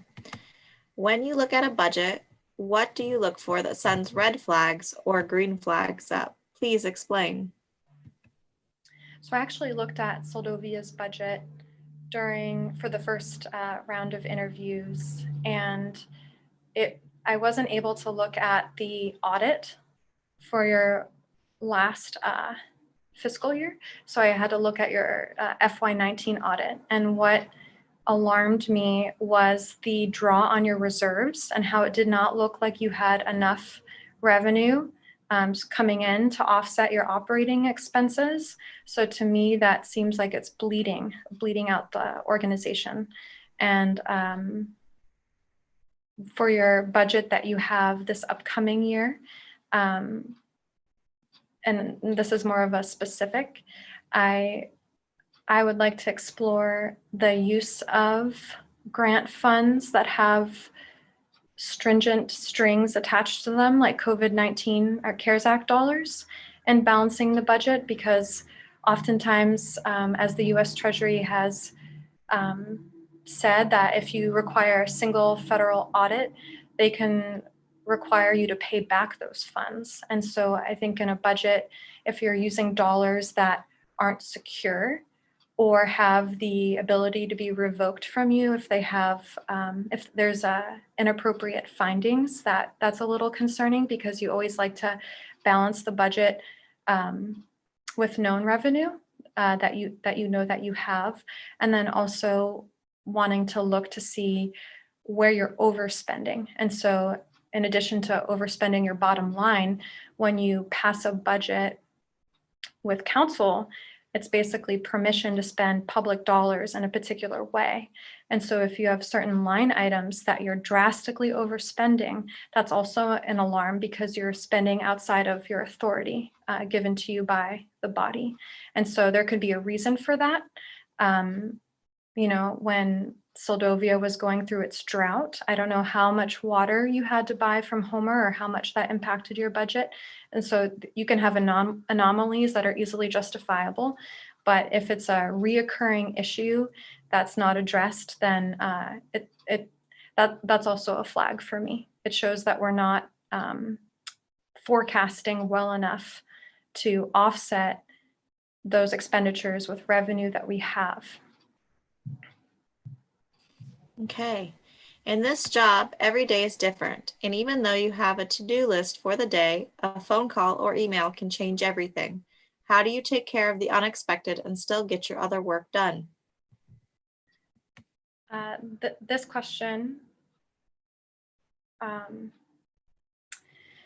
it exemplifies the importance of having teamwork and delegation and prioritization.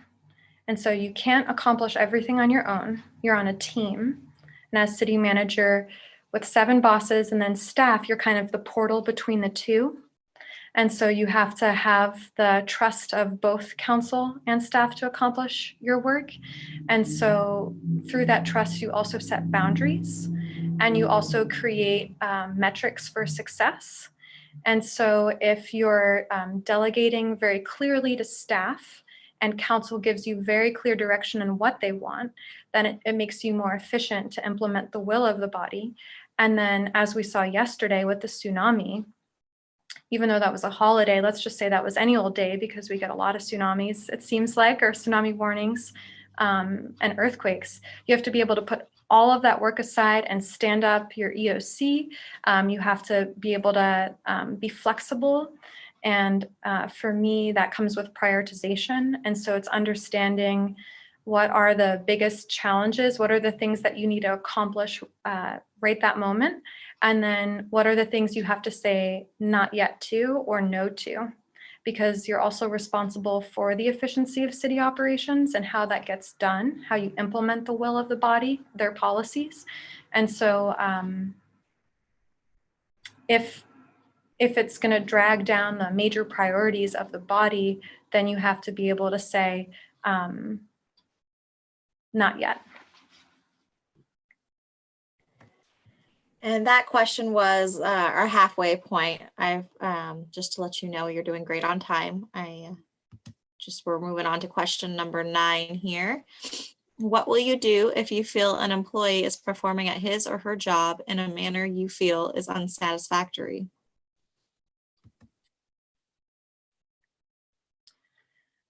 I would first pause and reevaluate, because I know the importance of clear direction and also establishing metrics for how you measure performance.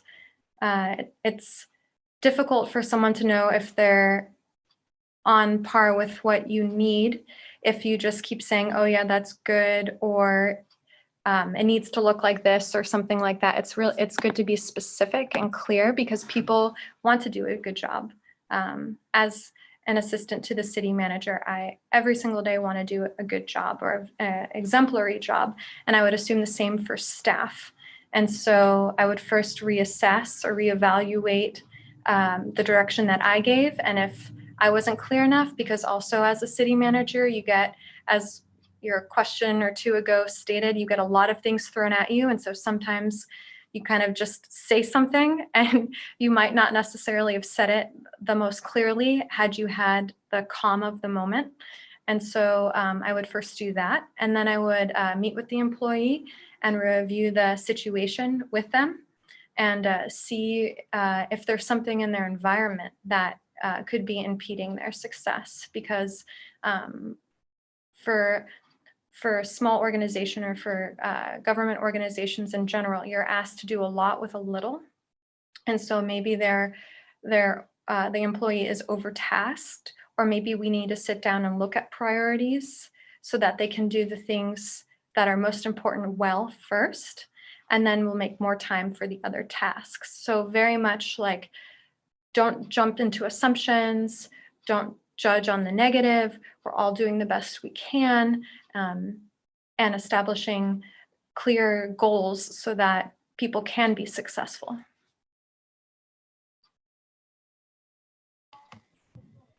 How are you going to ensure that citizens and/or businesses are in compliance with our current city code?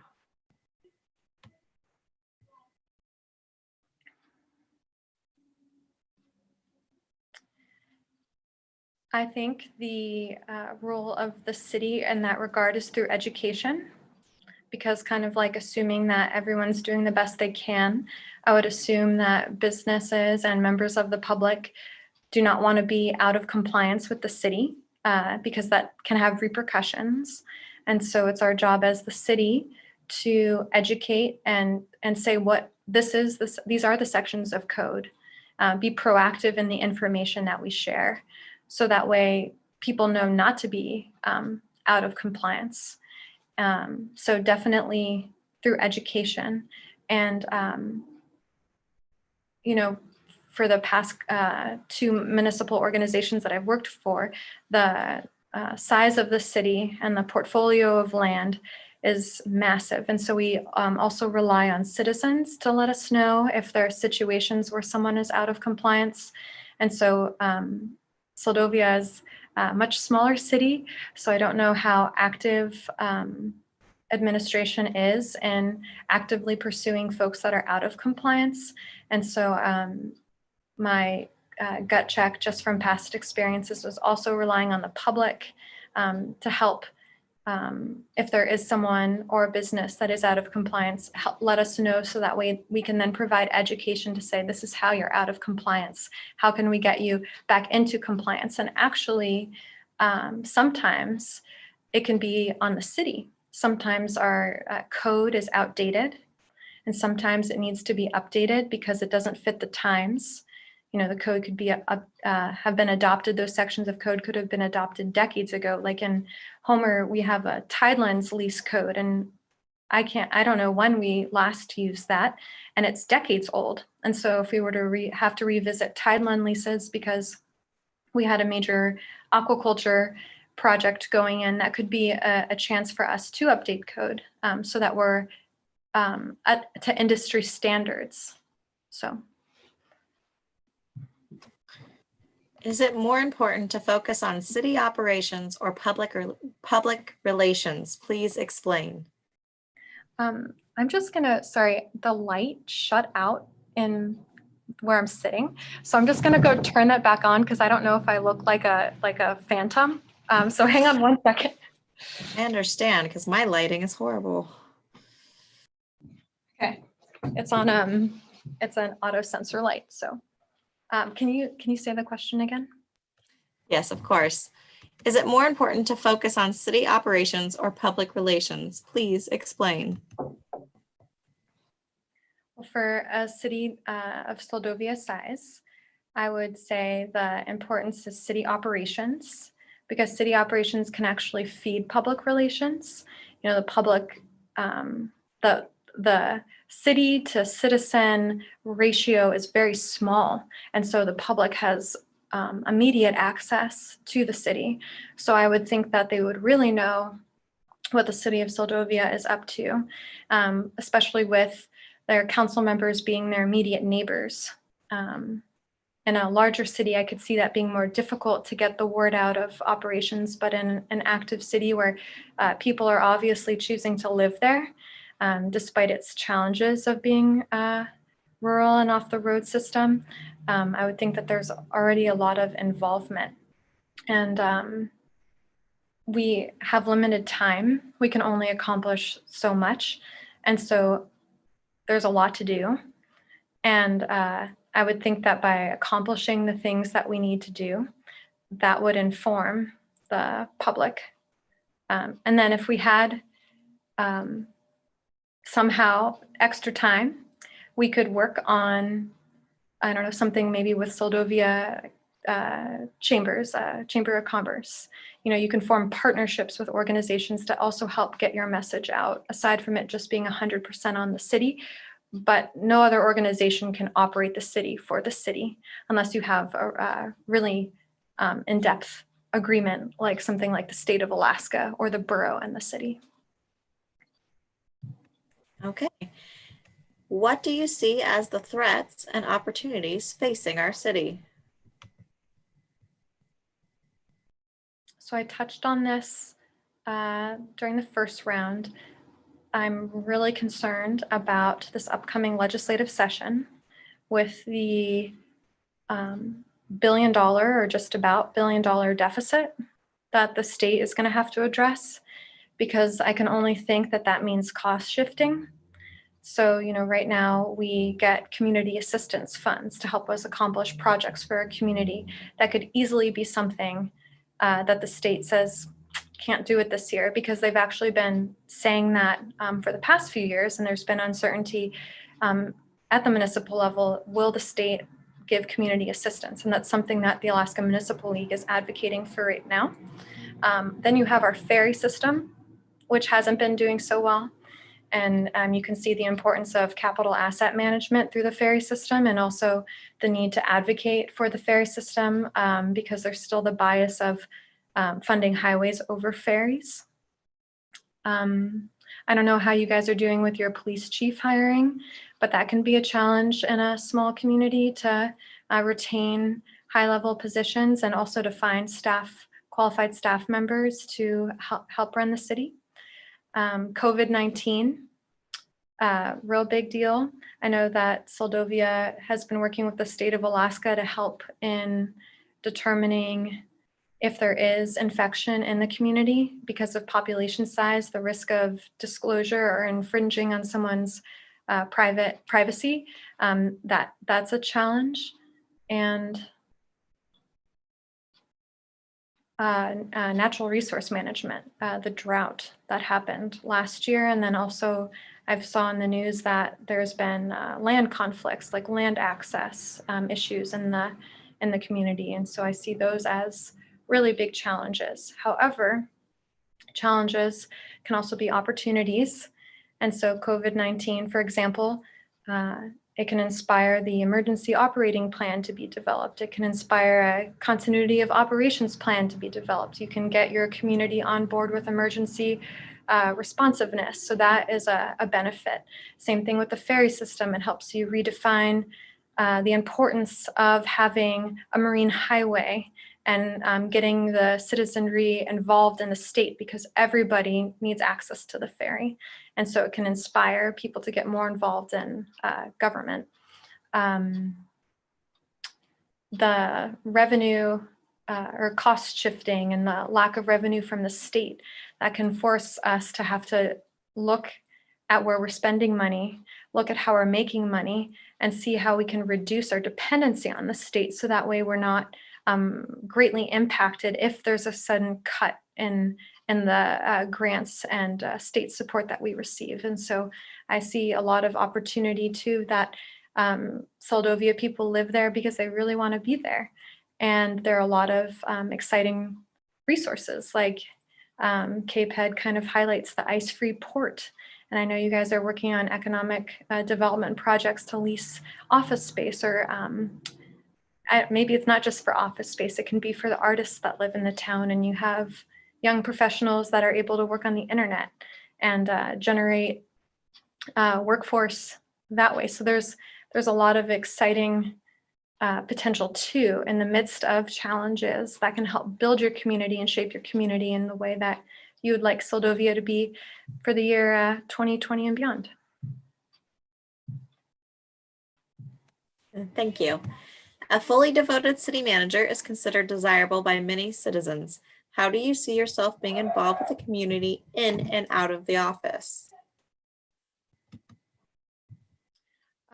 So like city council members and the mayor, the city manager should have an open door policy. So I would have an open door policy where I would be available to meet with members of the public. That is a little challenging now because of COVID, but there's always the outside and Zoom.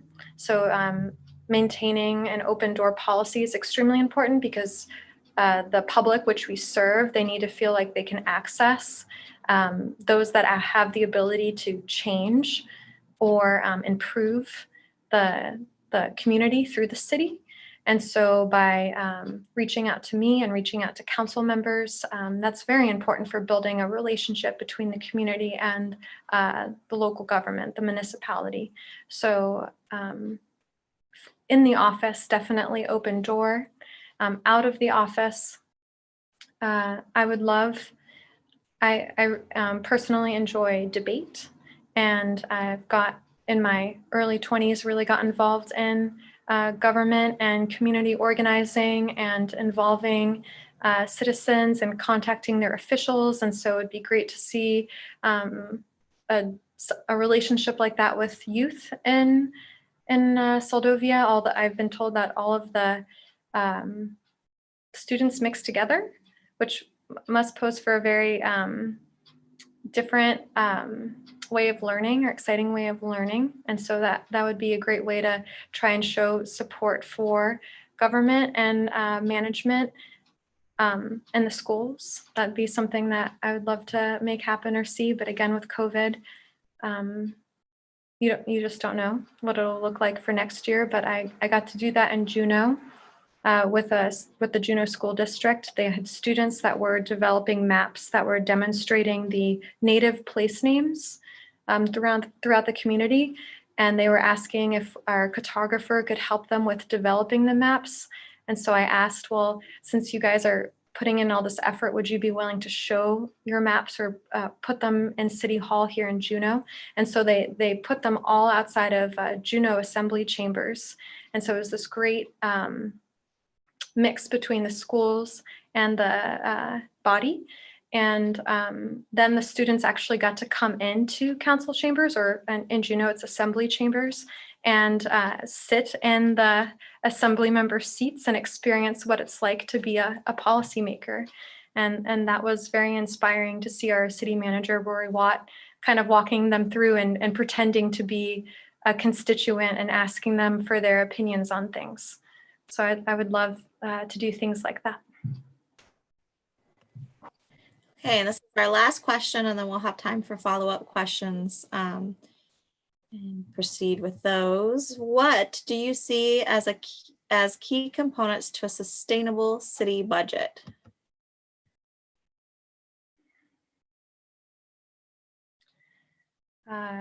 Sales tax, property tax, different forms of revenue. So we can see what happened with the state of Alaska, where they balanced 90% of the budget on oil. And with the drop in price per barrel, it kind of had us spiraling. And so I would hope that for Soldovia, we could work on a diverse revenue stream to support city operations. And thinking through, another thing I could see is thinking through capital projects and construction and phasing. So if you don't have enough revenue, but you know you need to develop certain infrastructure, could you break the project up so that it doesn't hit your fiscal year all in the same time? And unlike Homer, Soldovia is a July 1 fiscal year start. And so I feel like you have, you capture most of the summer and into the winter. And so that's a nice time to reassess, especially once the borough sends the sales tax reports and start collecting property tax in the fall. You can see like, how is your city doing? And then if you need to do a mid-year budget adjustment, you can do that in December, January, and then you have the other half of the budget. So I really like that you guys are on the July 1 budget cycle. So I'd say that looking at how diverse your revenue stream is, and then where exactly you're spending funds or prioritizing the spending. And that's where I liked where you guys had a trajectory plan when Cassidy was transitioning out of Soldovia. I could see similar to what we've done here in Homer, we had a council retreat where council had to list their priorities. And so that way it gave staff a direction to focus on to make those priorities happen. And so it gave it gave administration an opportunity to present a more realistic picture of expenses and costs associated with the projects ranked. And so that way then we could help say, you know, this is what looks accomplishable this year. Maybe we should bump some of these projects to next year. And so definitely just, I mean, looking at reserves, revenue streams and how diverse they are, and expenses, and are they realistic and sustainable for the community, or are we outgrowing our means?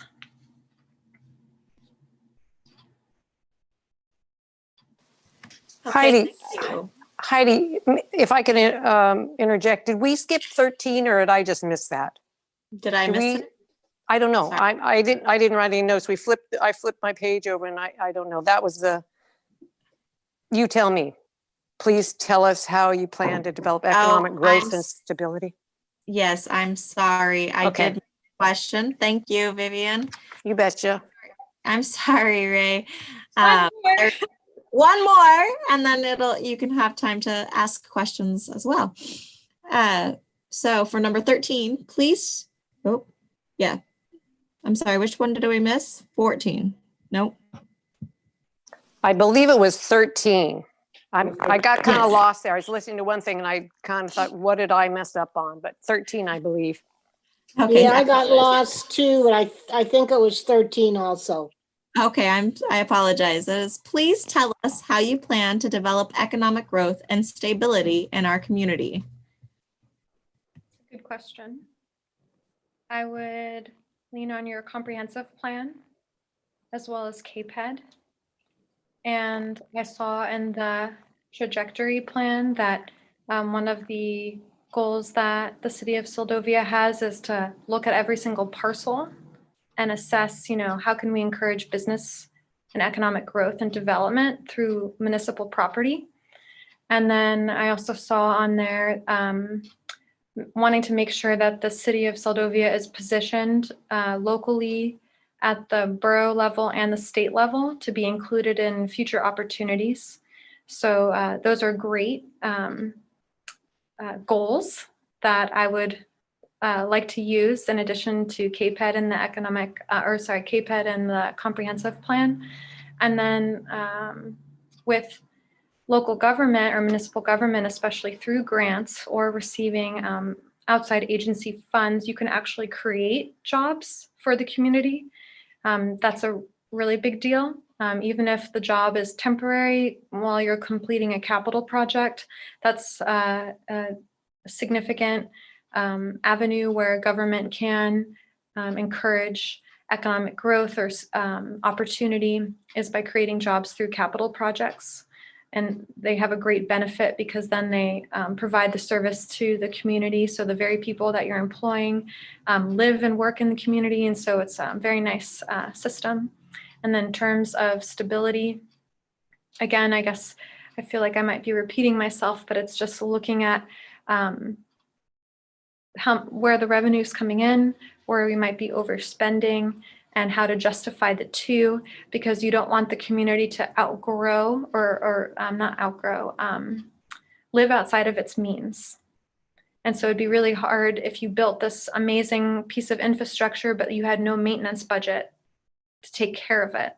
So then you could have a problem on your hands in a few years. So I hope that is the last question that I answered. Yes, I believe so. I apologize. We missed that one. On that, is there anything else that you would like to tell us about yourself, or do you have any questions for us at this time? I would love to learn more about your legal support, because when I looked at your budget, it looked like your attorney line item looked rather small. So I just wanted to know, like, what legal support do you guys have? A city attorney that you contract with out of Anchorage? Do you use AML-JIA? Who's your city attorney and how does that work? Mr. Mayor, would you like me to take this one? Heidi, go ahead. So we do have a contract with Joe Levesque, with the Levesque firm out of Anchorage. And we use them as we need to. We utilize their services. We also do utilize AML-JIA and for different legal standing, staff issues, litigation issues. There have been times where it was more appropriate to budget through them, or not budget through them, sorry, task through them than through the Levesque firm, but we use both. Okay. And is that a contract that you have to renew every year, or do you have a multi-year contract?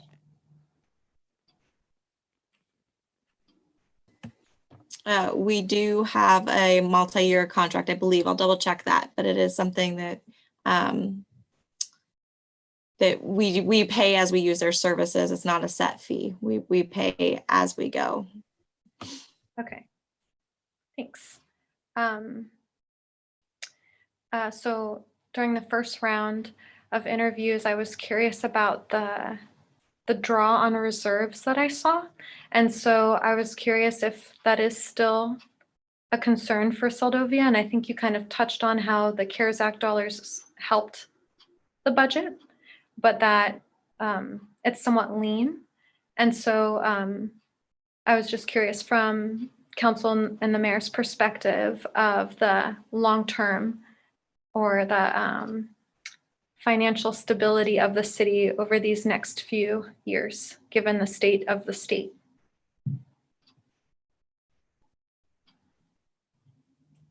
Yeah, I'll go ahead and I can start off and then I can let anyone else chime in.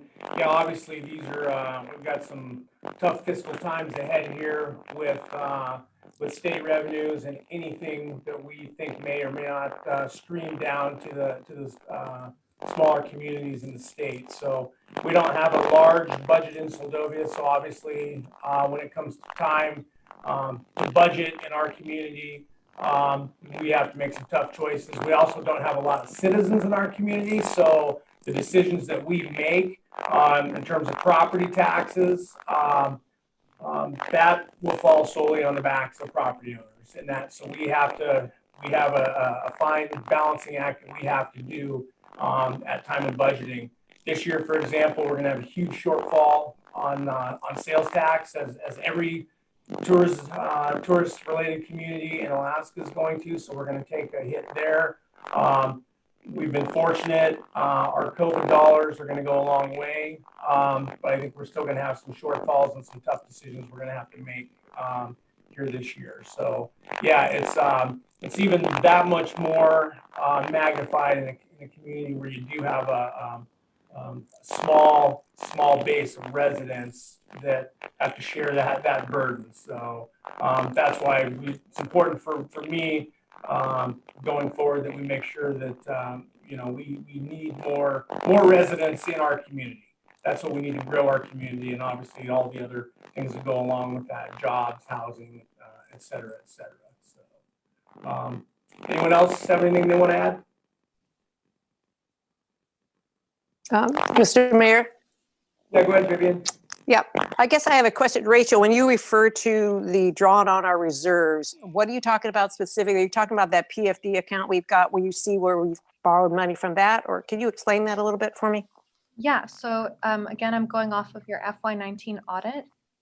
And that's where I saw it, and I was emailing with Heidi about it because initially to me it looked like it was coming out of your harbor, but then she was saying that maybe that was a dock expense that you guys had to make. And then you changed software from Cassell to QuickBooks, something like that. So maybe that's why it looked so concerning to me, but right. It seemed, yeah. Oh, yeah, you mean to interrupt you. Yeah, you're right. That audit of 19 was kind of a scary thing. We're hoping our audits since that time, because there's a lot of issues that came up at that time, that forced us to, it made us look really bad. It looked pretty bad with the audit. But I think, and Heidi, correct me if I'm wrong, I think that a lot of that was rectified by how in-house that was taken care of with those errors that we've had to deal with for 2 years. But also, what was my thought I just had coming there? We have a budget, I think like even this year, and correct me, council, where we were looking at the community assistance, what the state said we might get. And so we were budgeting, the concept of budgeting to where thinking, we had the worst case scenario, we had the middle of the road, and then we had, everything's great. And I believe we went middle of the road.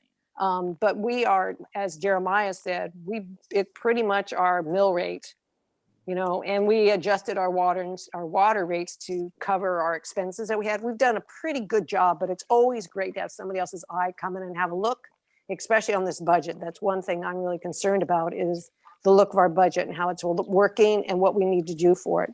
So yeah, it'd be great for people to see our newest or our latest audit, because that 19 is a scary one. Thanks. Anyone else have any additional comments?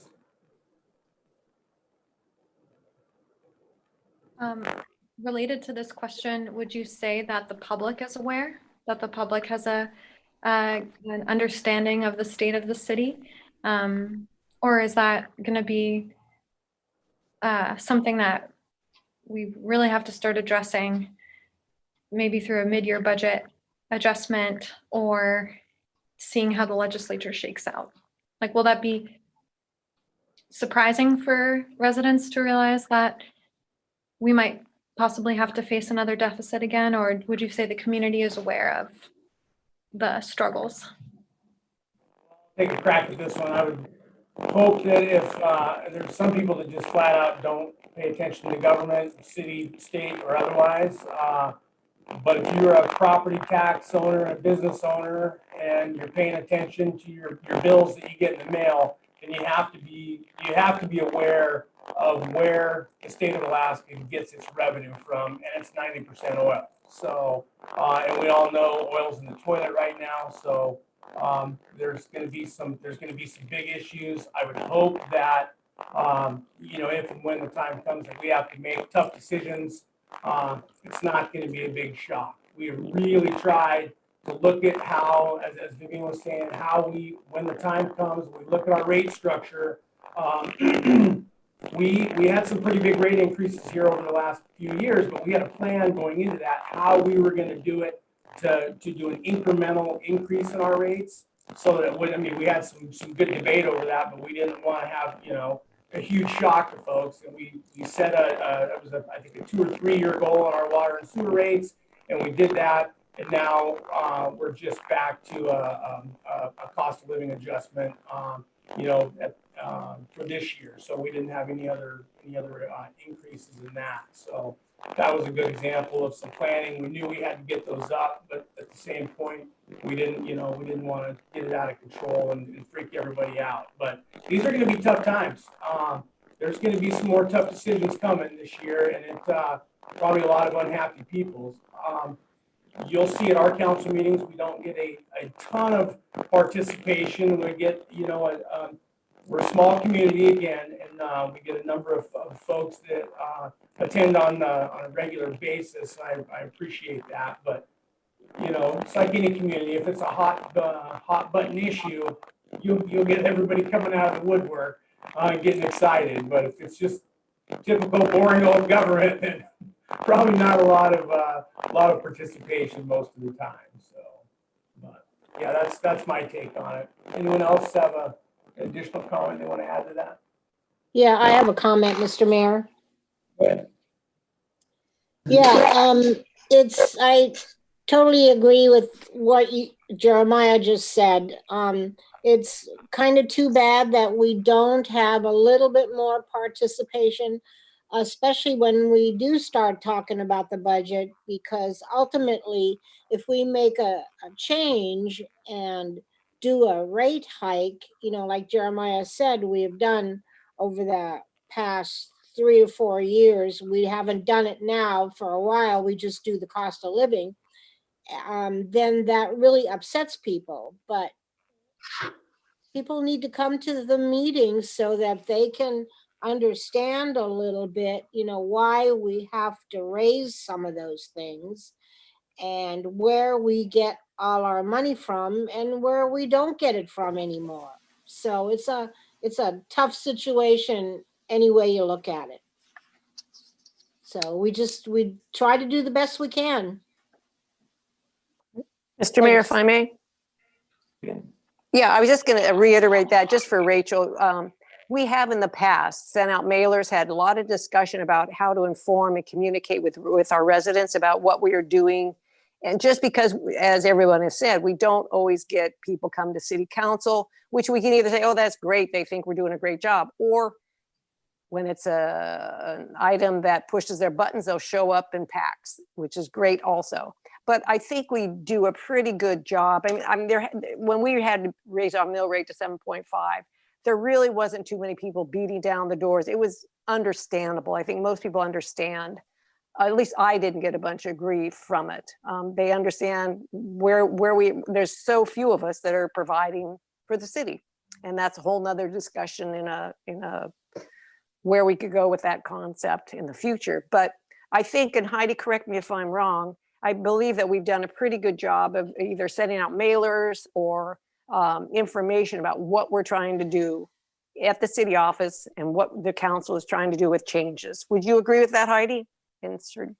I would agree, and I would speak to actually our new Facebook account, which, not to always rely on social media, but I have definitely noticed since COVID happened, we had to really quickly kind of get with the times and Zoom meetings, social media, a little bit more of an online presence, and I'm hearing from the community how much they really appreciate that, how they're receiving the message more clearly now, and we have seen, even though in council chambers, if you're looking at the room, there's not anybody, well, there's one person from the audience sitting in council chambers. We do regularly have people in attendance on Zoom and regularly have people that are viewing the YouTube videos that stay up all the time. So that's been an important piece for the city education wise, is just really embracing that new age way to get the information out where people are seeking information. And it's been fairly successful, I would say, so far.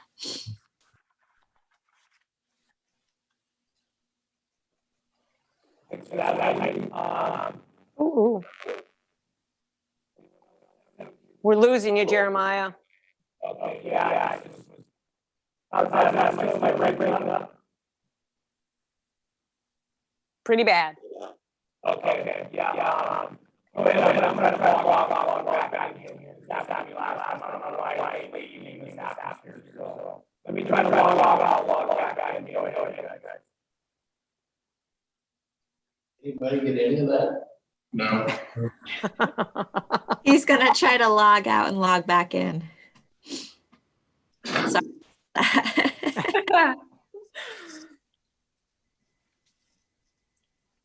I just had one more question to ask too. Okay. Once he's Let's back. give Jeremiah, Mr. Mayor, just a minute to join us if we can.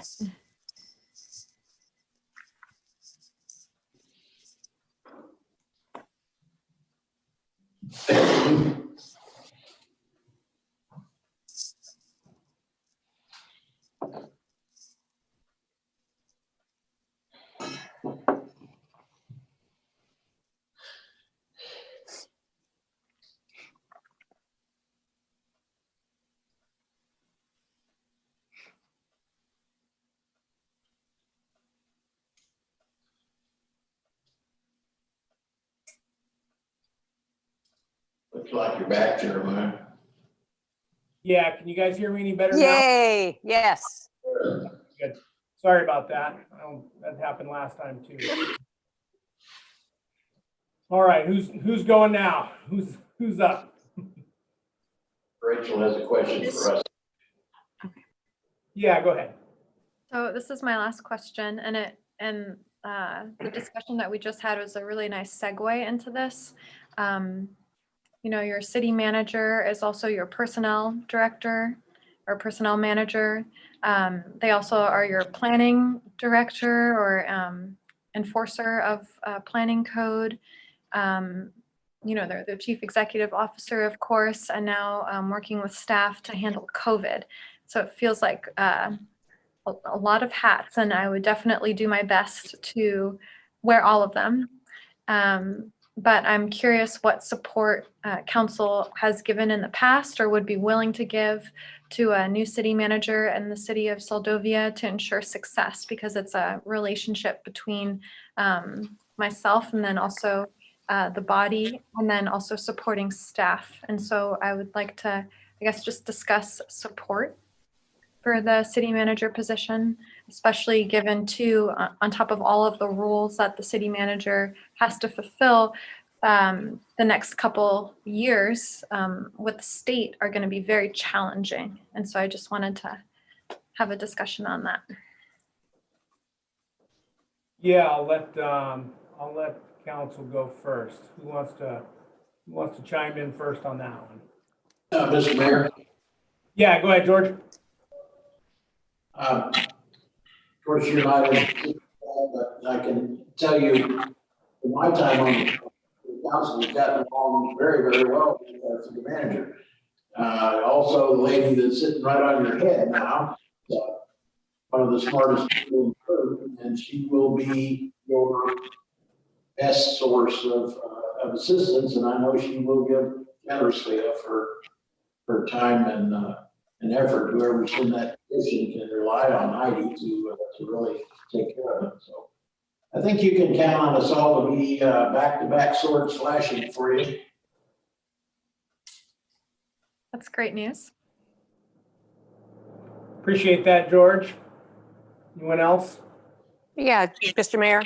Yeah, go ahead, Vivian. Yeah, I would agree with that, Rachel. I think we've got a great team of a team actually down at the city office, and I think between Cassidy's support that she'll be able to give you during this time, and I think it's also for the council, whatever we can do to help ease this transition in for you.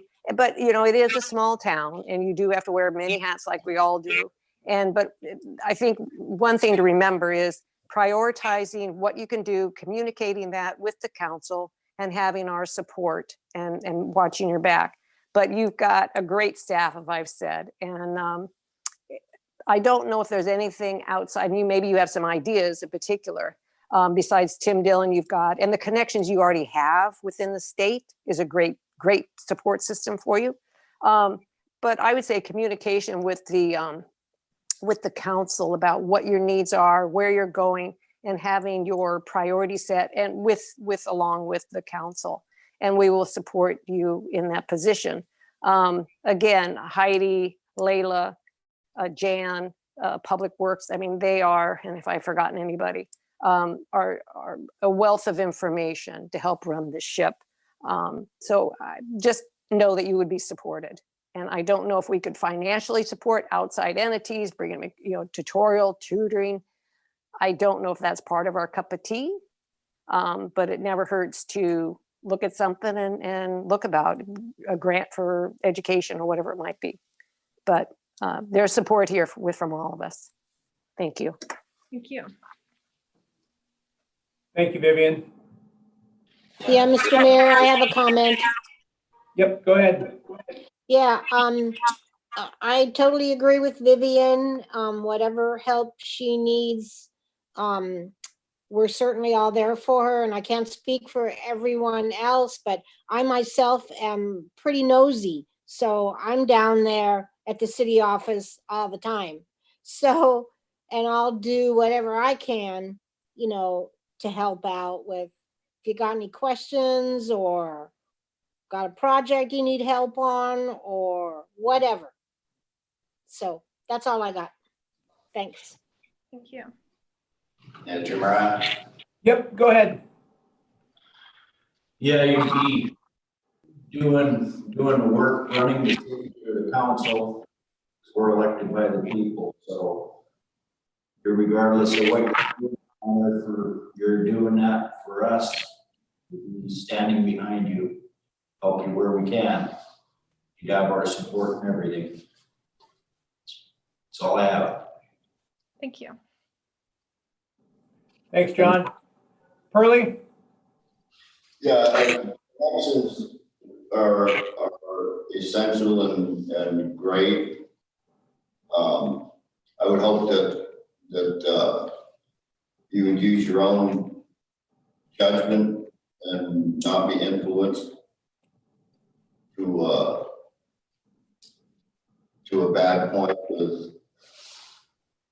with the outside influences. We are fully behind you, and if you get the job, you definitely will have our support. So I just hope that you go with your own instincts and not knowledge. So thanks. Thank you. Thanks, Pearlie. All right, any other closing comments from council members? All right. Heidi, should we go ahead and open it up to the public like we did last time? Mr. Mayor, we actually had a hand just raised in the public. We have a Miss Laurel Hills. Okay. Laurel, you are on. Thank you. Can you hear me okay, Mr. Yep, loud and clear. Thank you so much, Russell, for taking the time to engage with our community and consider us as a place that you would want to be as you continue your career in city government.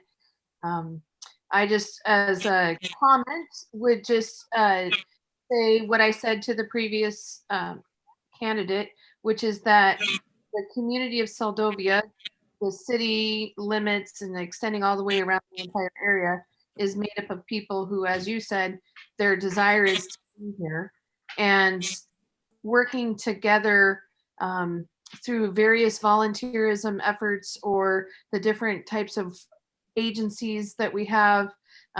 It's so important that people exist in a way that's somehow supportive, because it's not easy.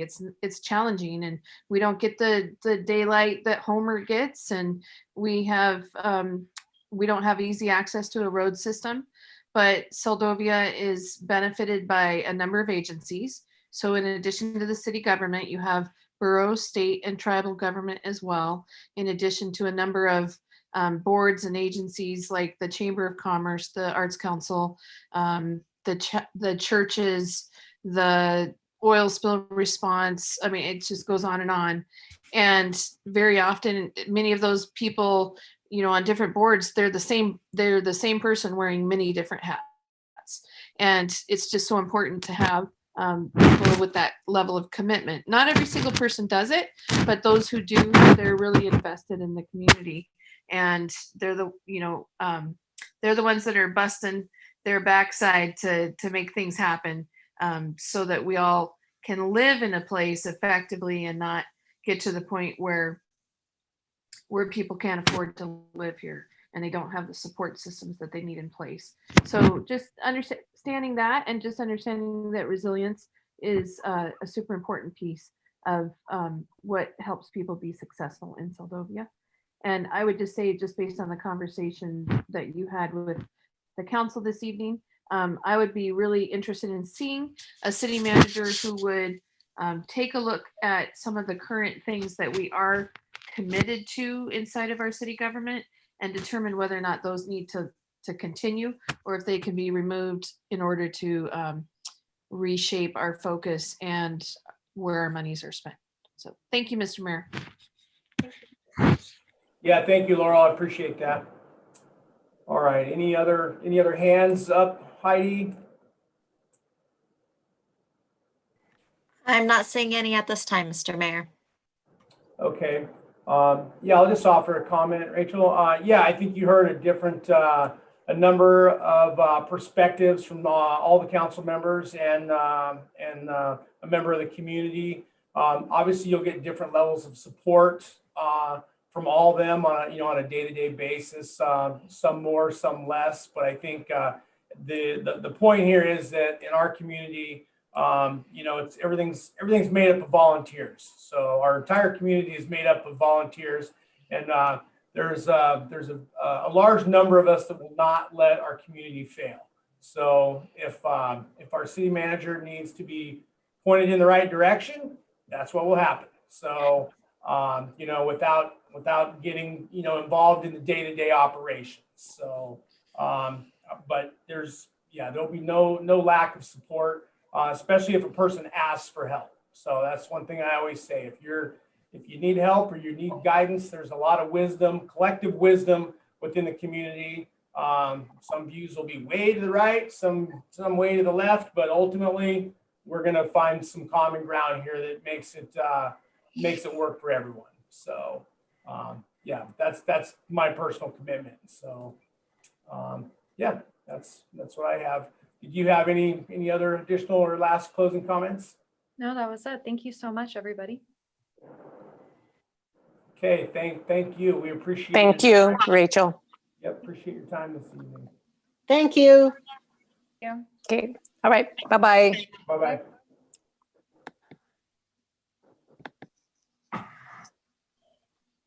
Okay, Heidi. Is that clear? Yes, Mr. Okay. I'll tell you what, why don't we go ahead and take a 5-minute recess, let folks use the restroom and stuff. And then when we come back, we're gonna be going, we'll have another fair amount of discussion here. So let's take a 5-minute recess. Everyone use the restroom, freshen up, and then we'll get started again. This J-A-M-D. Apparently I should shorten my names. What is it?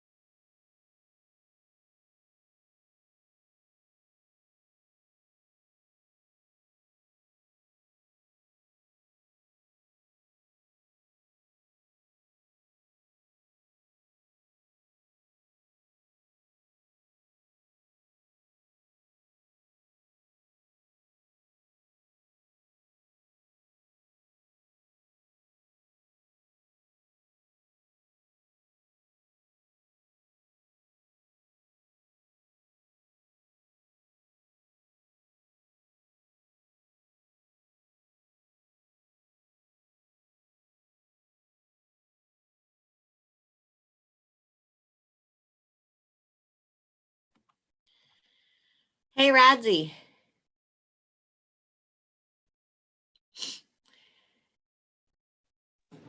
Yes. Since you're my tech guru, would you have any idea why I'm so blue? Because of the light you're using. Huh? Because of the light you're using. You're using a light that has, there you go. You moved back and you got more into the light. So what's happening is your light is reflecting onto the wall, and then the blue is more predominant. You know, this is a blue bedroom. That's part of what, it, Too much blue doesn't- information, Heidi. the blue doesn't show up. It shows up as a gray wall here. Yeah. But you show up as blue. So anyway, if you were to move back so that the light was shining directly on you, or put a light in front of you, behind your computer, that would almost certainly take care of it. Now you're There you red. go, Heidi, that made a big difference. And there are ring lights that you can attach to your computer that adjust the glow of what's on your face, and it can warm it up a little bit. I'm in my son's bedroom because it was the best for privacy, but oh man, it's not good for lighting. No. Anyway, the lighting is what was causing it. Oh, okay. Well, it's temporary. Another thing you can do is bring your hand towards the camera, and sometimes that will reset the light in the space there. See, your hand became the right color for a minute. Yeah, the hand is, but that's when it goes back to your face, then it turns back blue again. Oh, I wonder. Yeah, I think it's reflecting off her computer screen too. Something's happening there. There Well, you that's go. all. There you go. Totally awesome. Yep. Yep, your blue's gone. Sorry, guys. Now you're probably sitting in the dark now, aren't you?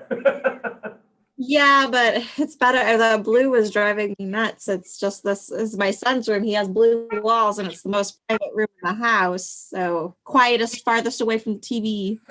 That's where I am.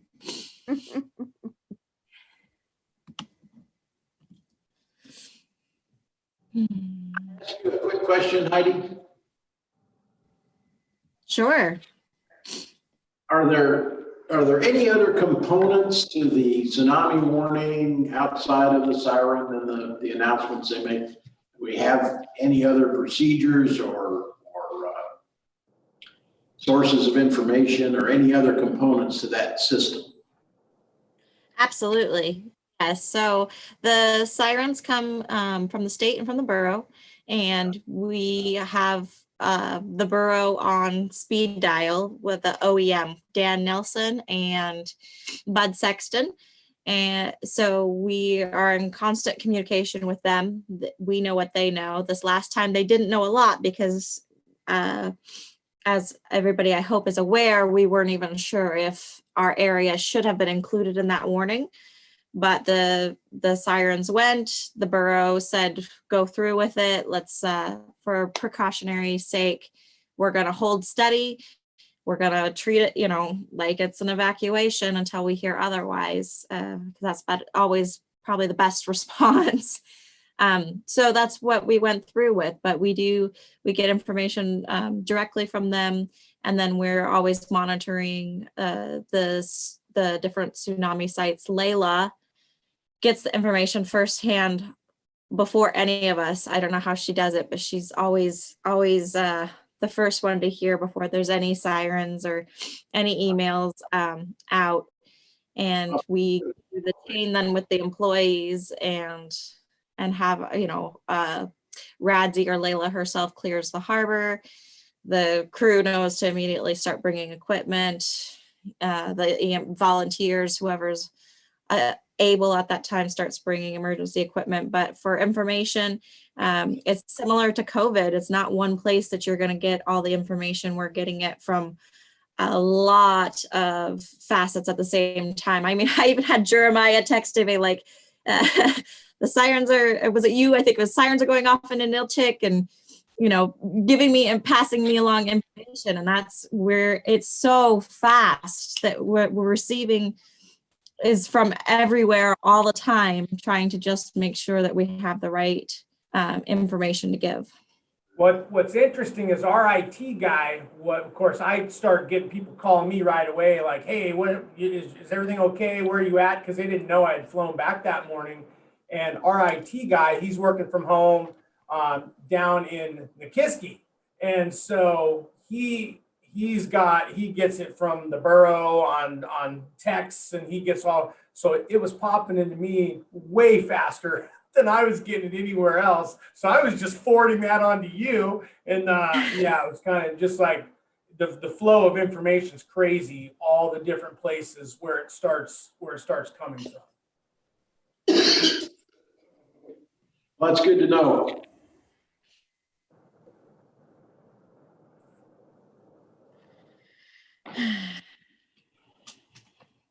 We still waiting on anybody, or we just about got everybody back?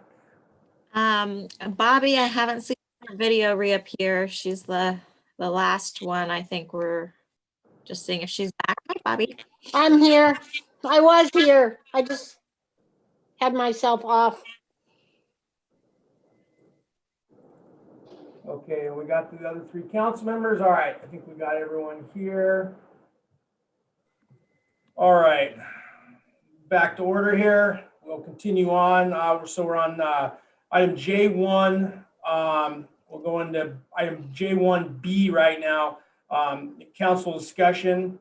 And I would just caution not to get too specific on any additional comments that anyone wants to make. That, you know, something that may or may not need to be talked about in an executive session. So, but if any council members have any additional comments, concerns, questions, now's your first opportunity.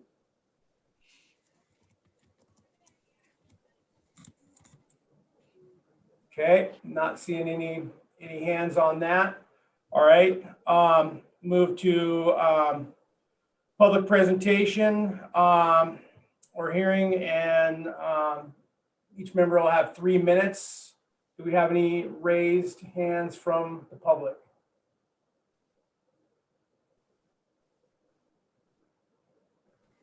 I'm not seeing any at this time, Mr. Mayor.